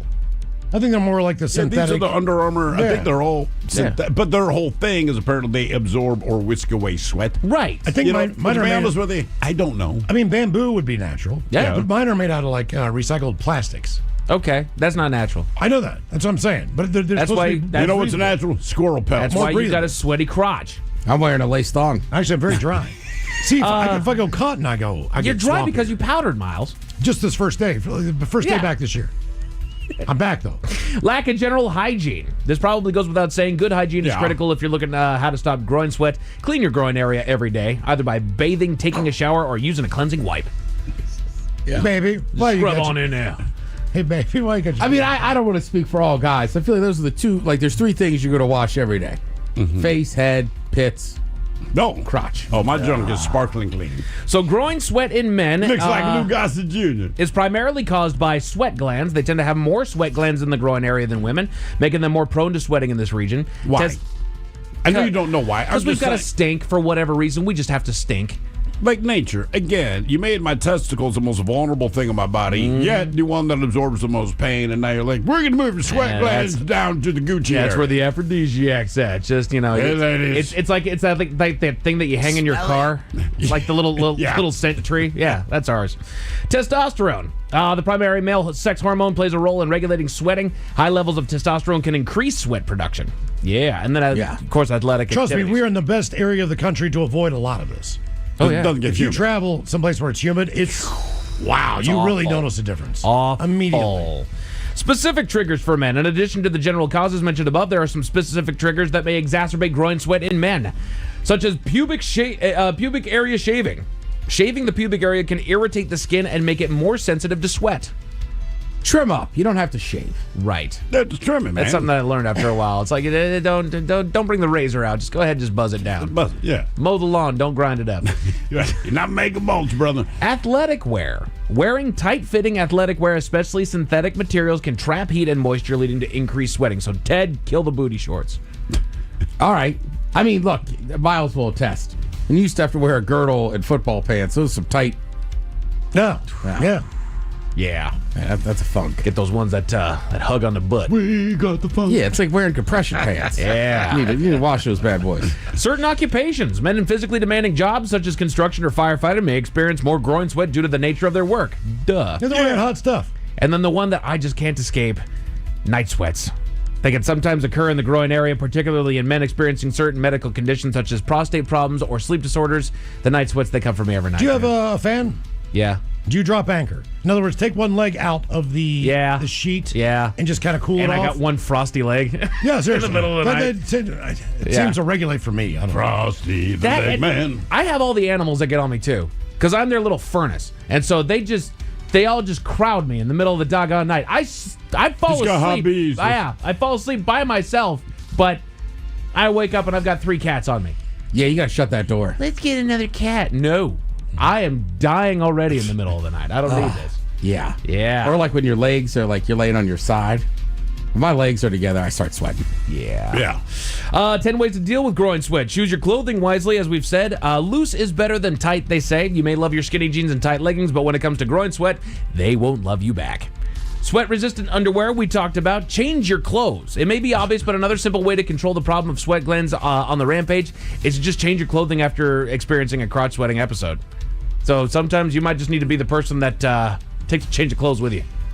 Or if you're going to go do something, maybe just shower in between. Yeah. As Ted said, trim down there. Don't shave. Use a body wipe to stay clean and fresh. Sweat glands, sweat leads to more sweat, and more sweating leads to friction, chafe, and odor. Easy way to keep your crotch groin areas less sweaty, less stinking, and less irritated is to carry on-the-go body wipes. Wiping down there after about a sweat can keep you clean and fresh throughout the day. Gotta get that gunk out of there. That's right. Oh, come on, man. It smells like feta cheese and bleach. I got groin gunk. You guys ever had to just go tune up after a I've never after a long day? I've never used a man wipe. No? Worth it. Like never. There was one. I think it might have been Dollar Shave Club had one wipe Charlies. I think is what they were called. One wipe Charlie. They might still have them, but they were peppermint scented, and they were for your backside. And boy, oh boy, you felt the freshness. You mean the sting? Yeah, that's right. I mean, it feels. You know that feeling that when you brush your teeth and you got that cool air that goes in and out of your mouth. Mm-hmm. Yeah, that's. For the back door. Well, that's why I brush my penis. That's right. I assume that you could also get in there in the groin area. My toothbrush tastes Yeah, if you use like Dr. Bronner's, like the menthol one or whatever, yeah you get that tingle. Yeah. Smoking a Newport. All over. Yeah. And then I'll leave you with this last little bit on how to fight those nasty, nasty groin sweats. Miles, you already nailed it. Powders and creams. Starting your day by dabbing on a moisture-absorbing powder may be the solution for you. If so, you'll be able to make it through the day without accumulating problematic amounts of groin sweat, along with the accompanying smell and discomfort. And if you get one that's got a little bit of a good scent to it, you smell like you smell smell like so powder. good. It's my testicles. That's right. A man in BC, Canada admitted to murdering 2 people, and now people have an issue with the local coroner, Miles. I wonder why. Tell you about it at 5:50. Thank you, sir. Headlines are count over 5:50. In the meantime, have we made it to drinking time? Somebody out there deserves to be recognized. And the men's room knows just who it is. So to you, we say, bottoms up, sailor. You're the toast of our shot of the day. Drink time it is, and as usual, we head to the drink desk and Steve at Thrill Hill to find out who we're toasting. Yes, indeed. And today we toast 24-year-old Jason Pache of Vancouver, British Columbia, Canada. Now, police were tipped off to a possible drug operation operating out of his apartment. And when authorities asked to search his apartment, Jason, he was very cooperative because, frankly, he was not the suspect that they were looking for. Police were there looking for someone else entirely, but that changed when they got a look at how Jason listed his own phone number in his own cell phone because it read Jason Pache, drug dealer. And then cops found cocaine and a gun on him. Jason was arrested. Come on. Attaboy. How do you... Look, your phone has your number in it. Mine just says me. But it was just me. But not like me, drug dealer, pimp. It's just me. That's all. Why would you say your illicit side hustle as part of your own name on your own frickin' phone? That's a man. Twice a shot. Yeah, it's a good point. So we pour this booze, and we drink this booze because we think it's yummy. Yummy! So over the tongue and down the throat to party in our tummies. Down the hola bichola. It's going to get tested on the line now for Profile This, 206-803-ROCK. Profile This is next.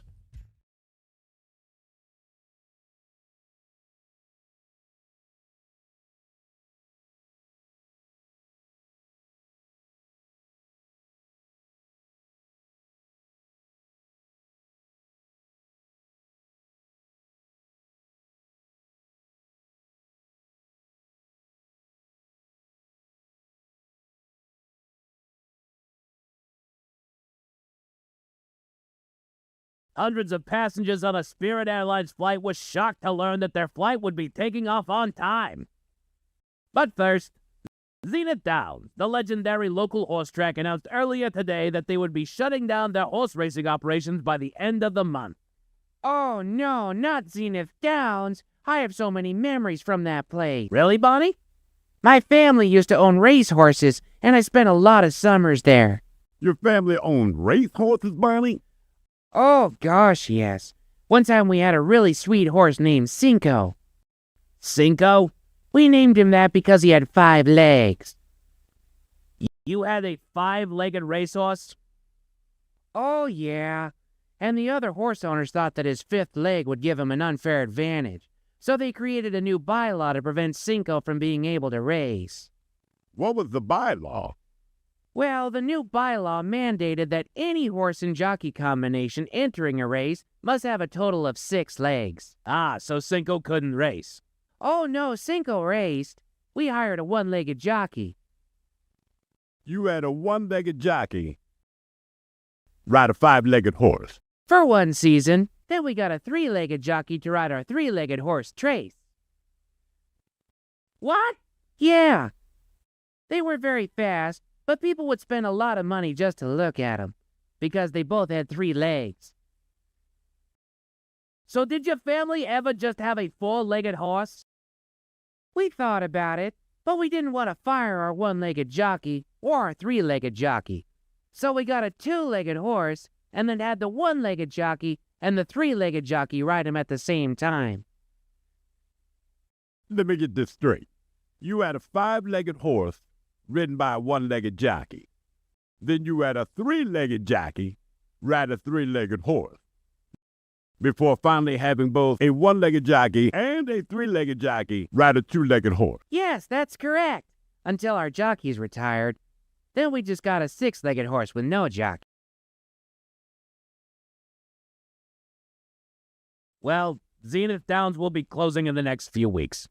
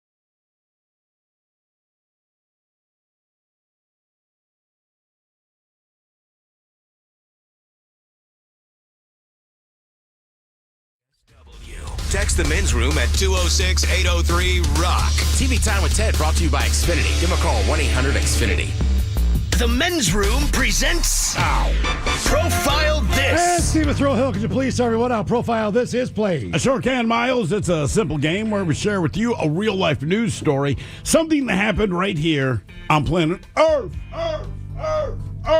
Earth. And as you listen to the story, based on the stereotypes you believe to be true of people and the decisions that people make, we'll ask you what it is you think makes the story a story. Now, our caller has since dropped off, so you three gentlemen will be competing against one another. Oh, yeah. And today, you have your choices of one of three stories. Now, I'm going to make it one of two, because, Mike, you sent me one of them. Okay, good So call. today, yeah. So today, you have a choice of bite me. In other words, what did someone find in their food? Or hit me with your best shot, where you guess the unconventional object that someone chose to use as a weapon. Hit me.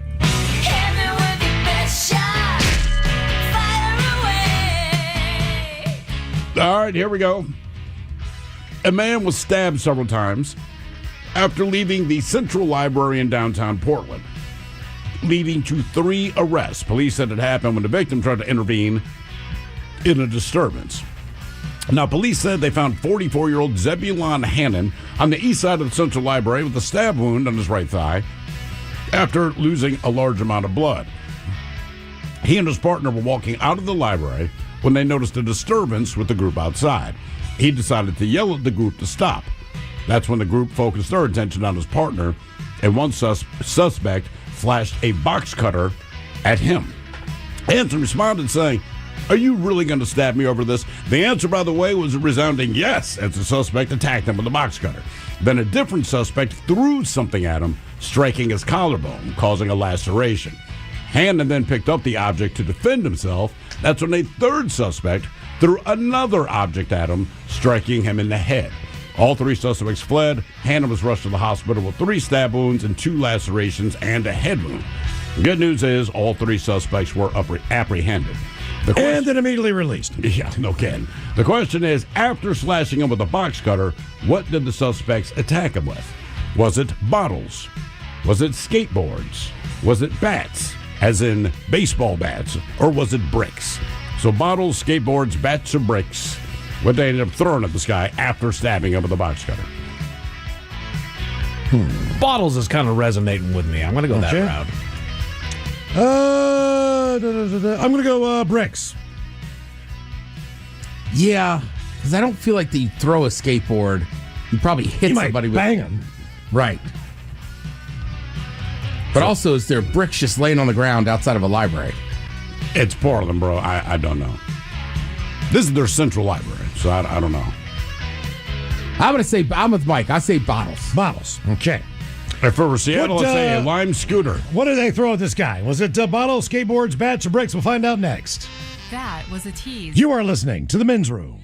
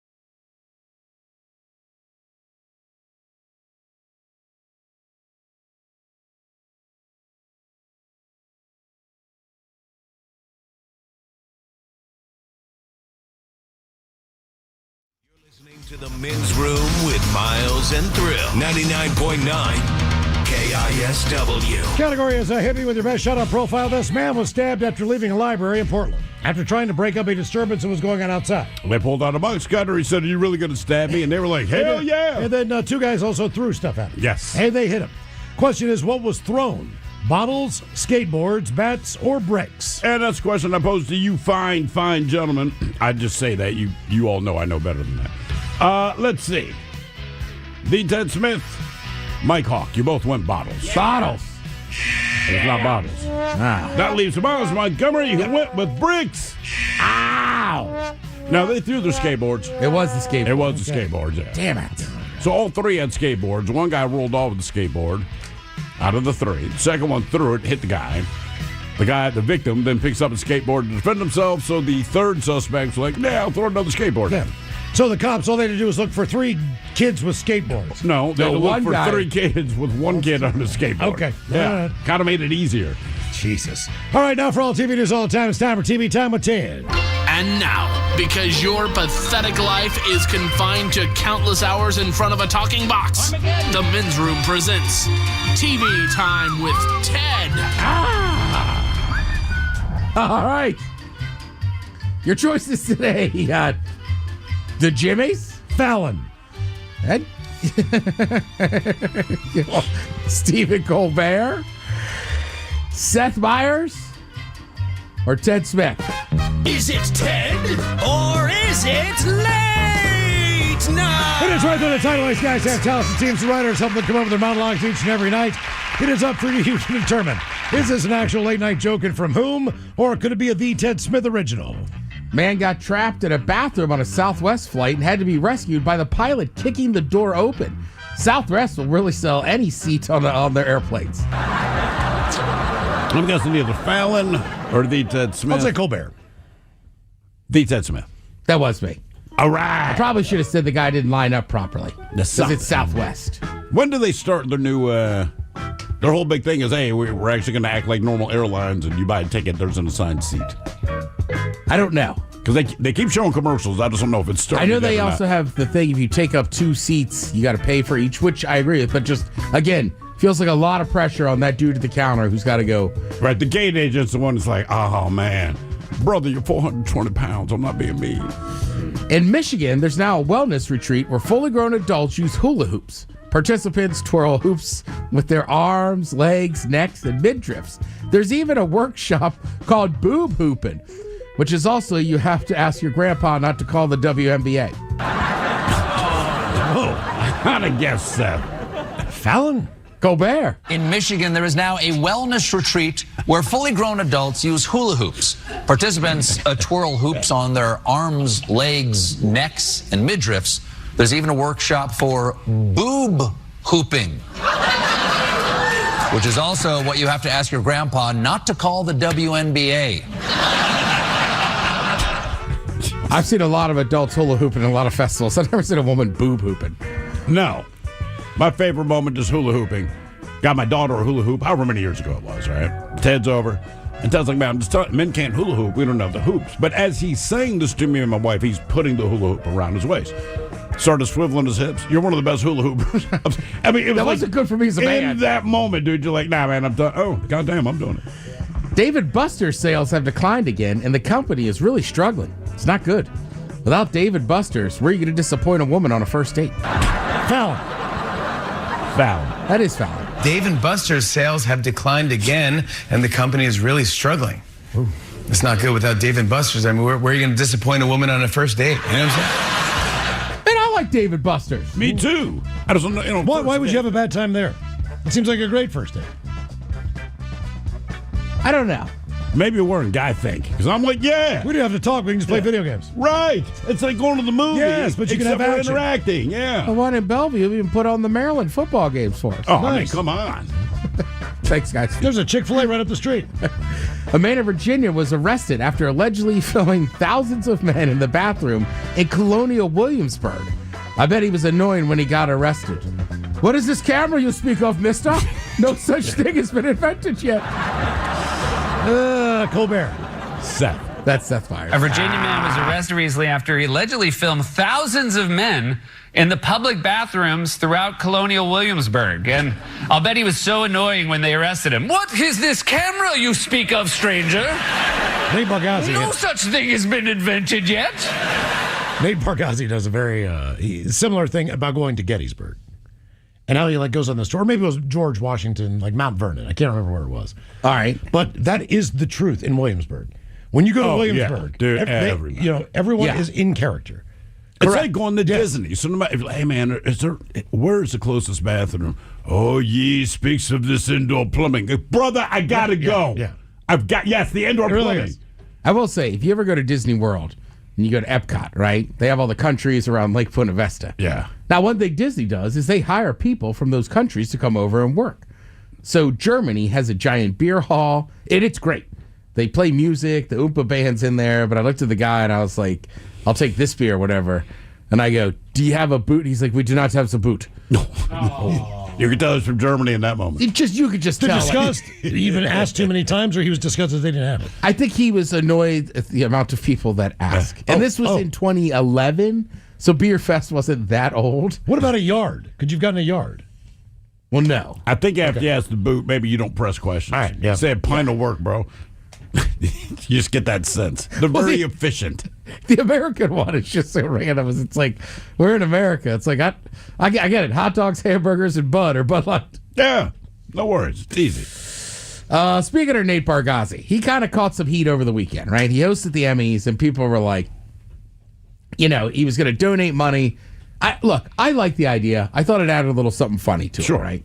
But if you went over your time, it would take money away. Now, the Boys and Girls Club obviously ended up getting money. They got $350,000, right? The Academy said, we'll give them $250. He said, I'll donate $100 of my own money. And I get the people's part too of well, this is my time. Anyhow, they've received more than double the donations compared to this time last week. Wonderful. Yeah, right. The executive quote, the $350 donation from Nate and CBS was incredibly impactful to programs and the lives of kids and teens who attend our clubs. Said it's more about donations. Also, it just showing with the national stage what the Boys and Girls Club are trying to do for people. Yeah. How did the actors in that take it that serious? One is a comedian, and yeah, he's going to do his thing, but in theory, these people have some amount of intellect dripping through their ego-driven skulls. You knew just by Nate bringing this up that they were going to make out, right? And exactly the point you made. I think part of the reason he did it, he has a soft spot for the Boys and Girls Club. It's also perfect because nobody wants to feel bad doing something bad to kids, right? But correct. Part of his joke is they're going to raise money. You're going to raise awareness. We know you're going to go over your time. You can't help yourself. Go ahead and gush. It doesn't change anything, but don't take it so freaking seriously. My God, guys. I know you're very self-important, but back down a little bit. And I don't think everybody was pissed. You know what I mean? Right. Oliver flipped him off. And he didn't care. Right, but I don't think he was really pissed at him. So you're right. And I bet you John Oliver probably drops a $50,000 check at Christmas. Yeah. Right? He'll do a callback. When I went over my time, since he's very frantic about everything. It's guys, relax. Jesus Christ, man. All right. You got Real Housewives. They're in a bunch of different cities. The show. Where's the latest city? Where do we know? What is the They did Atlanta for a while. They had Real House. I guess L.A. or Hollywood had to be the first. Or maybe New York. Was it the Real Housewives of Orange County might have been the first one? That sounds familiar. And then you got Atlanta. You have Real Housewives of Potomac, which is D.C. But that includes, I think, Northern Virginia. You have the full list there, Mike? I'm just curious. How many cities? Utah, Salt Lake City. Yeah. Really? I want to see Logan, West Virginia. Oh, Salt Lake City. That one woman, I'm pretty sure she went to jail. Sorry, I shouldn't just laugh. So people like that show. And then Bravo's going to combine that with Wipe Swap in a 4-episode series. Oh, my God. So one woman from Salt Lake City, a woman from Orange County, a woman from Jersey, and a woman from Potomac will star. But they won't swap with each other. They will swap with an actual wife from the real world. No husband wants that. That's crap, because I would take the Jersey chick and put her in Utah. Just be like, hey, bro, have fun with this. See how that goes. So we've got the Real Housewives of Orange County, the Real Housewives of New York City, Atlanta, New Jersey, D.C., Beverly Hills, Miami, Potomac, Dallas, Salt Lake City, Dubai. And they have a brand new one, Ted. Jesus Christ, where? Rhode Island. All right. And even some international cities. Hey, don't worry, Bellevue. They're coming for you. Athens, Melbourne. That's why I married you. Naples, Amsterdam, Sydney, Cheshire. I mean, look, I go back and forth with this too, right? Like, I don't know. Like, I know some people, their wives don't work. They're also raising kids, right? And then also, like, part of the reason women are going to be attracted to men originally, right, is like, can it protect the family, this and that. Protect the family, right? Well, Bring monetary stuff in this day and age very much Absolutely helps when you need to provide for a family and this and that. Yes, everything east of here is kind of proof of that. God damn, man, we went to the Belleville Mall to grab dinner with friends, and I'm just sitting there with my wife, and we're just watching the couples that are walking through. And she's like, no, before you say anything, he's obviously loaded. Well, no kidding. And not all of them, but look, you know who you are, and just understand, well, good for you, man. But goddamn, we look at him, I'm like, that dude is with her. He's worth over $10 million. Anything less than $10 million, there's no chance that she's with him. Like, God damn, man. Yeah. Just don't play him in tennis. Oh, yeah, don't know anything stupid. It's probably pickleball now. You're right. Tennis is out. But like that was always the big thing, right? Like hang out at the tennis club. The guys go to the golf club. Yep. Generally, same country club. But you know what? Miles, you're probably right. It's probably pickleball now. Yeah.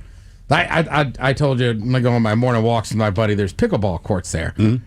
These are obviously athletic guys, but you could tell only one of them has played pickleball. And by like the third lap around, the one guy's like, you can't do that. Oh, like, just stop, man. And he's like, oh, well, what? And he's like, there's rules. Right. You can't get in the kitchen. I was just like, Jesus, man. Follow the damn rules. Right. If you're going to play it right. I forgot to bring this up yesterday, but sadly, Robert Redford passed away. Now, he was 89. Yeah. That's a long life. Also, full disclosure, if you're like me, they were tied together in films. I have often confused the two. I did it all day yesterday. Right, I was talking about The Color Money, and it's like, that's Paul Newman. Right. Not Robert Redford. But, you know, he was in Butch Cassidy and the Sundance Kid, The Sting, which gave him Oscar nomination as an actor. That was a movie about gonorrhea. Oh, no. That Sting. Well, and as a director, he won an Oscar for his first film in 1980, Ordinary People. Oh, yeah. Was that Goldie Hawn, maybe? Sally Field? Somebody. I just think that's amazing. Your first movie. The first one. And it's like, I mean, frankly, none of the other films lived up to it. I was going to say, the expectations get real high. Yeah, exactly. Now, I would say for me, like the movies I would know him most for are The Natural, Indecent Proposal. I'm a millionaire, and I want to F your wife. Here's $1 million. And we were talking about... River Runs Through It, you probably know. River Runs Through It. That's the other name for Indecent Proposal. And what's the one where he's eating 50 eggs because he's in jail? Cool Hand Luke. Cool Hand Luke. Was that him or Paul Newman, though? Damn it! I'm not sure. Am I screwing that up again? I know the movie, but I feel like it's Paul Newman. Jesus. Damn it! I just did it. This guy. Well, they were linked together a lot. They were. Because they were in the Butch Cassidy and the Sundance Kid. One of them was Butch Cassidy, one of them was Sundance Kids. One of the things that happened as a result of Robert Redford's death, so that infamous meme of him with the mustache and beard looking at the camera, I found out today a lot of people thought that was Zach Galifianakis. Yeah, when you brought it up yesterday, I had no idea. I didn't know what movie that was from. Yeah. I didn't know it was him. But you didn't think it was Zach Galifianakis? No. I did too. Oh, were you? Oh, 100%. I think it looks like Marshawn there. Yeah. If Marshawn had hair. But Zach Galifianakis, like, I know that man's face way too much. I know, but I can see why people would think that. Just looking at it now, like, all right.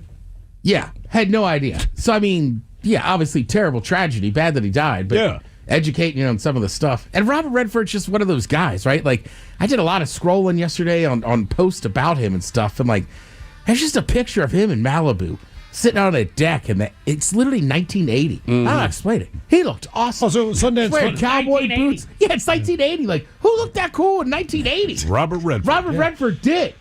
Right? He's probably the only guy that could look Sundance Film Festival, too. Yeah, you could probably look at Paul Newman and be like, you're the ugly one. Wait. Redford started Sundance, didn't he? Correct. Yeah, okay. The channel, the festival. I never watched the channel, but I'm familiar with the... It's not bad, actually. Really? I have no idea even what's on there. Yeah, not according to those people at good Park City. movies, and they're not edited. Okay. So you can see the boob. They let them roll, the F-bombs, all that stuff. So you see boobs, yes. Thank you, That's what I'm Ted. concentrating on. We appreciate it. You're listening to The Men's Room.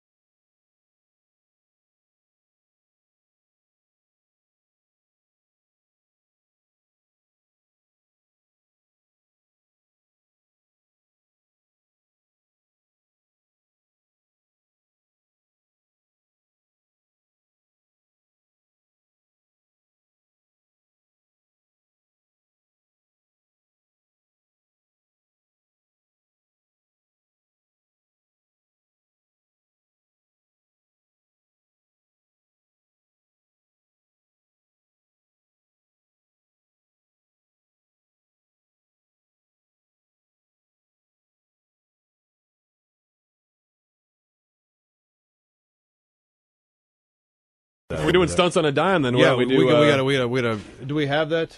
Oh yeah. Stunts on a dime. This, ladies and gentlemen, today more dangerous than jumping into a shallow pool at 2 a.m. It is stunts on a dime. Now, what are we going to try Where's the first Pop here? You didn't grab the Pop Rocks? Oh, I gotta go get the Pop Rocks. Jesus Christ! Well, I tell you what. At first, I tell you what. Let's do here because we have never personally seen this, but I would like to see this. What's that? The Mentos and Coke? Hell yeah! All right, grab a cup. But it's Diet Coke, dude. It's not regular. We have Coke and Diet Coke. But it's not Coke. What do you mean? It's not Coke. Does not work. There's something with Coke doesn't work with Mentos. No, I'll that's, bet you that's $1. why they all say it's. I'll bet you $1. We'll do 1 cup of Coke, 1 cup of Diet Coke. I'd always heard I said that they this both trick was explode. Mentos and Diet Coke. I think they'll both work. I say they both work. Here we go. What's different in Diet Coke? In here. They take stuff out of Diet Coke. Maybe There's Mentos less are in trying there. to lose weight, Ben. Who the Maybe hell they're trying buys? to stay slither. Who buys Mentos, Can I have a Mentos? anyway? Yeah, have Do you you ever know even how had long one? it took me to find a Mentos? Hey, I put love this them. over the tarp. Do you there. really? Hang on. Have you ever had a delicious Mentos, Brian? I have. Have you They are really? delicious. Try I'm one, going to take please. good pictures or you're going to screw it up. Have a delicious Mentos. Have you ever had a delicious Mentos? I'm all fresh breath now. Okay, all right. All right, Pop Rocks are here. Have you ever had a delicious Mentos? Stunts on a Now, dime. what we have here, now we know that's going to work. I'm saying you said. This is wait. Now this is water with bubble mixture. I'm saying this is bubble. regular Coke. All right, put regular Coke and a I'm Mentos. saying Mentos and regular Coke does not work. I say, of course it's going to work. Because they always say go to the well of Diet Coke with Put Mentos. it over that tarp. You What do you gotta say, back Ben? up, What do you brother. think? Does it work or not? Wait, hold on. Ted, put the Mentos in your mouth and drink the damn Coke. What are we doing with the cups over here? That's a good It's not point. a bad idea. Go ahead, give it a shot. Trash Hit it, can shot. right there. I put it in front of you. You don't I know gotta how be honest fast, with you, man. My you heart don't know is how, racing You don't right know now. how fast this is going to Come work. on. I don't have no idea. Come on, Ted. Come on, my Come on. gangster brain. Come Get on. up here. Come on. All right. You ready? I'm really Now, going to do it. This. Come on! Now, you're saying that this works in the same I say fizzy it works form or just like fashion. Diet Coke. All right, here we go. Should I put in Coke first? No, I Mentos, say you Mentos, go Mentos. Coke and then put the Mentos in first. Yeah, There you hell go. yeah. Now take a little taste and see what happens. Slug it. Come on, you wuss. Nothing. Can you not look at us when you do this? Cheeks. Oh, Wait, down. Not in front. Oh, you gross sick bastard. It does fizz up. It does. Isn't that amazing? I guess I owe you the standard dollar. That was great. God damn it. Cheeks told you, bulged man. up. What a Thank Now, you. right. now hold on. So- How about this now? What the hell are you doing, dude? Is it still going? No, is that the. No, you're not. Don't do that. Jesus, God, this is like double I R. put more in just to see for the hell of it if it'll work okay. again. Of course it's going to work again. Thank you for the Mentos. It is delicious. Isn't Can it? I- I've never had one.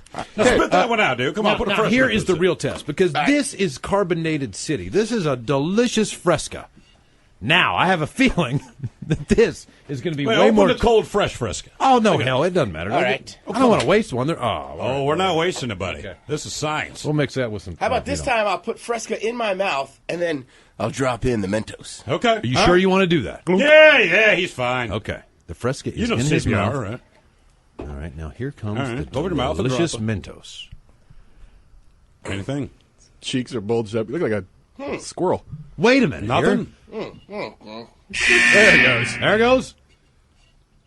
Nah, there's nothing. Oh, God. What happened? A little slower? Maybe on the delay? The reaction took a little time. So man. it took, okay. Sorry. Isn't I that was amazing? like, oh, yeah, I'll just add more. And Isn't then that boom. amazing? Who knew? Okay. Hey, Miles, how about Yeah. this? Right. Swallow a Mentos like a pill, so it's in your stomach and then it blows up. No. Yeah. No. I would not do that, man.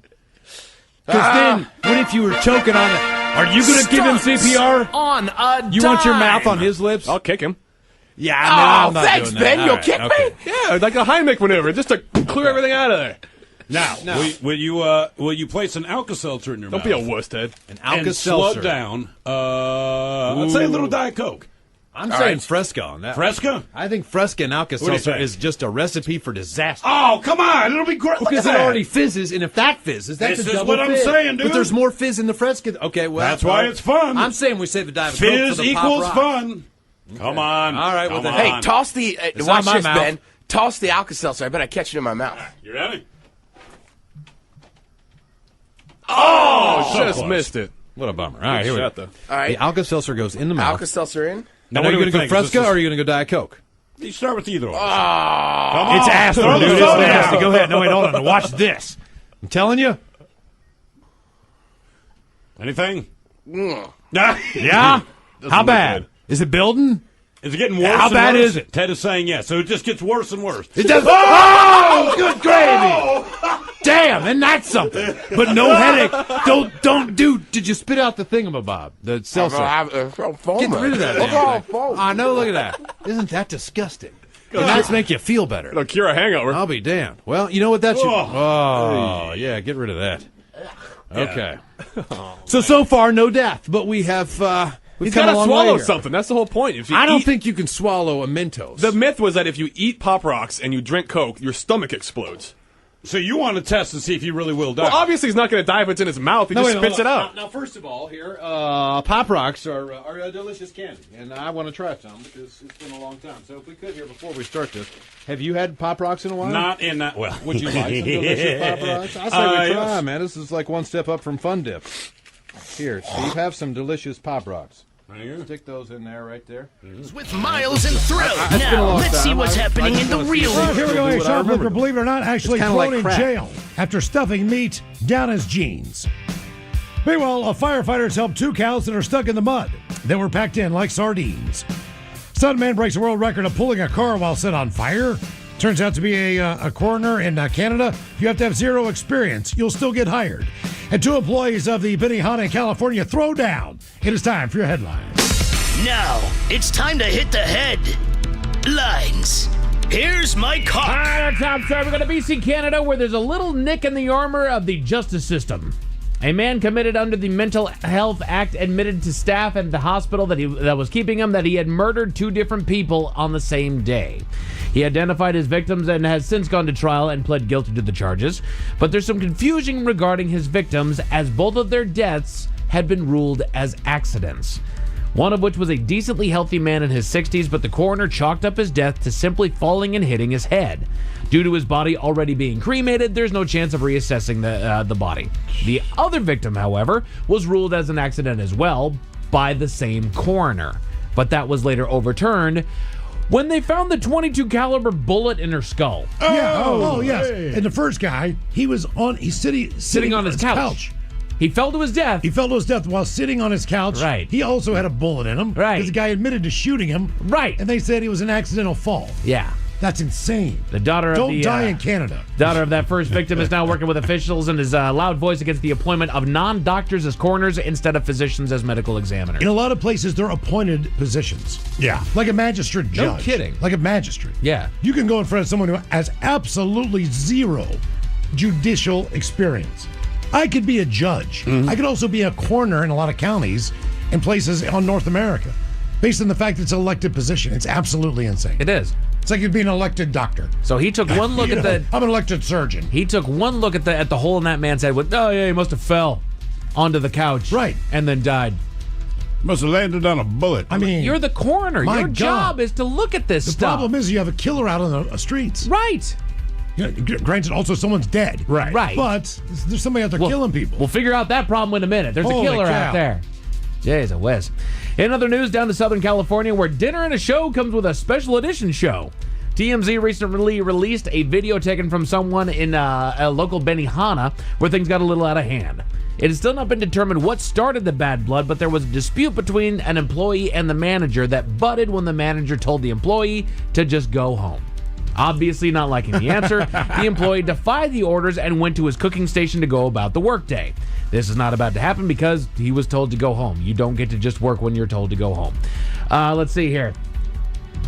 Security was called to assist in sending the employee home, and that's about the time that a brawl erupted between the employee and the security guard, with the employee much more interested in the manager.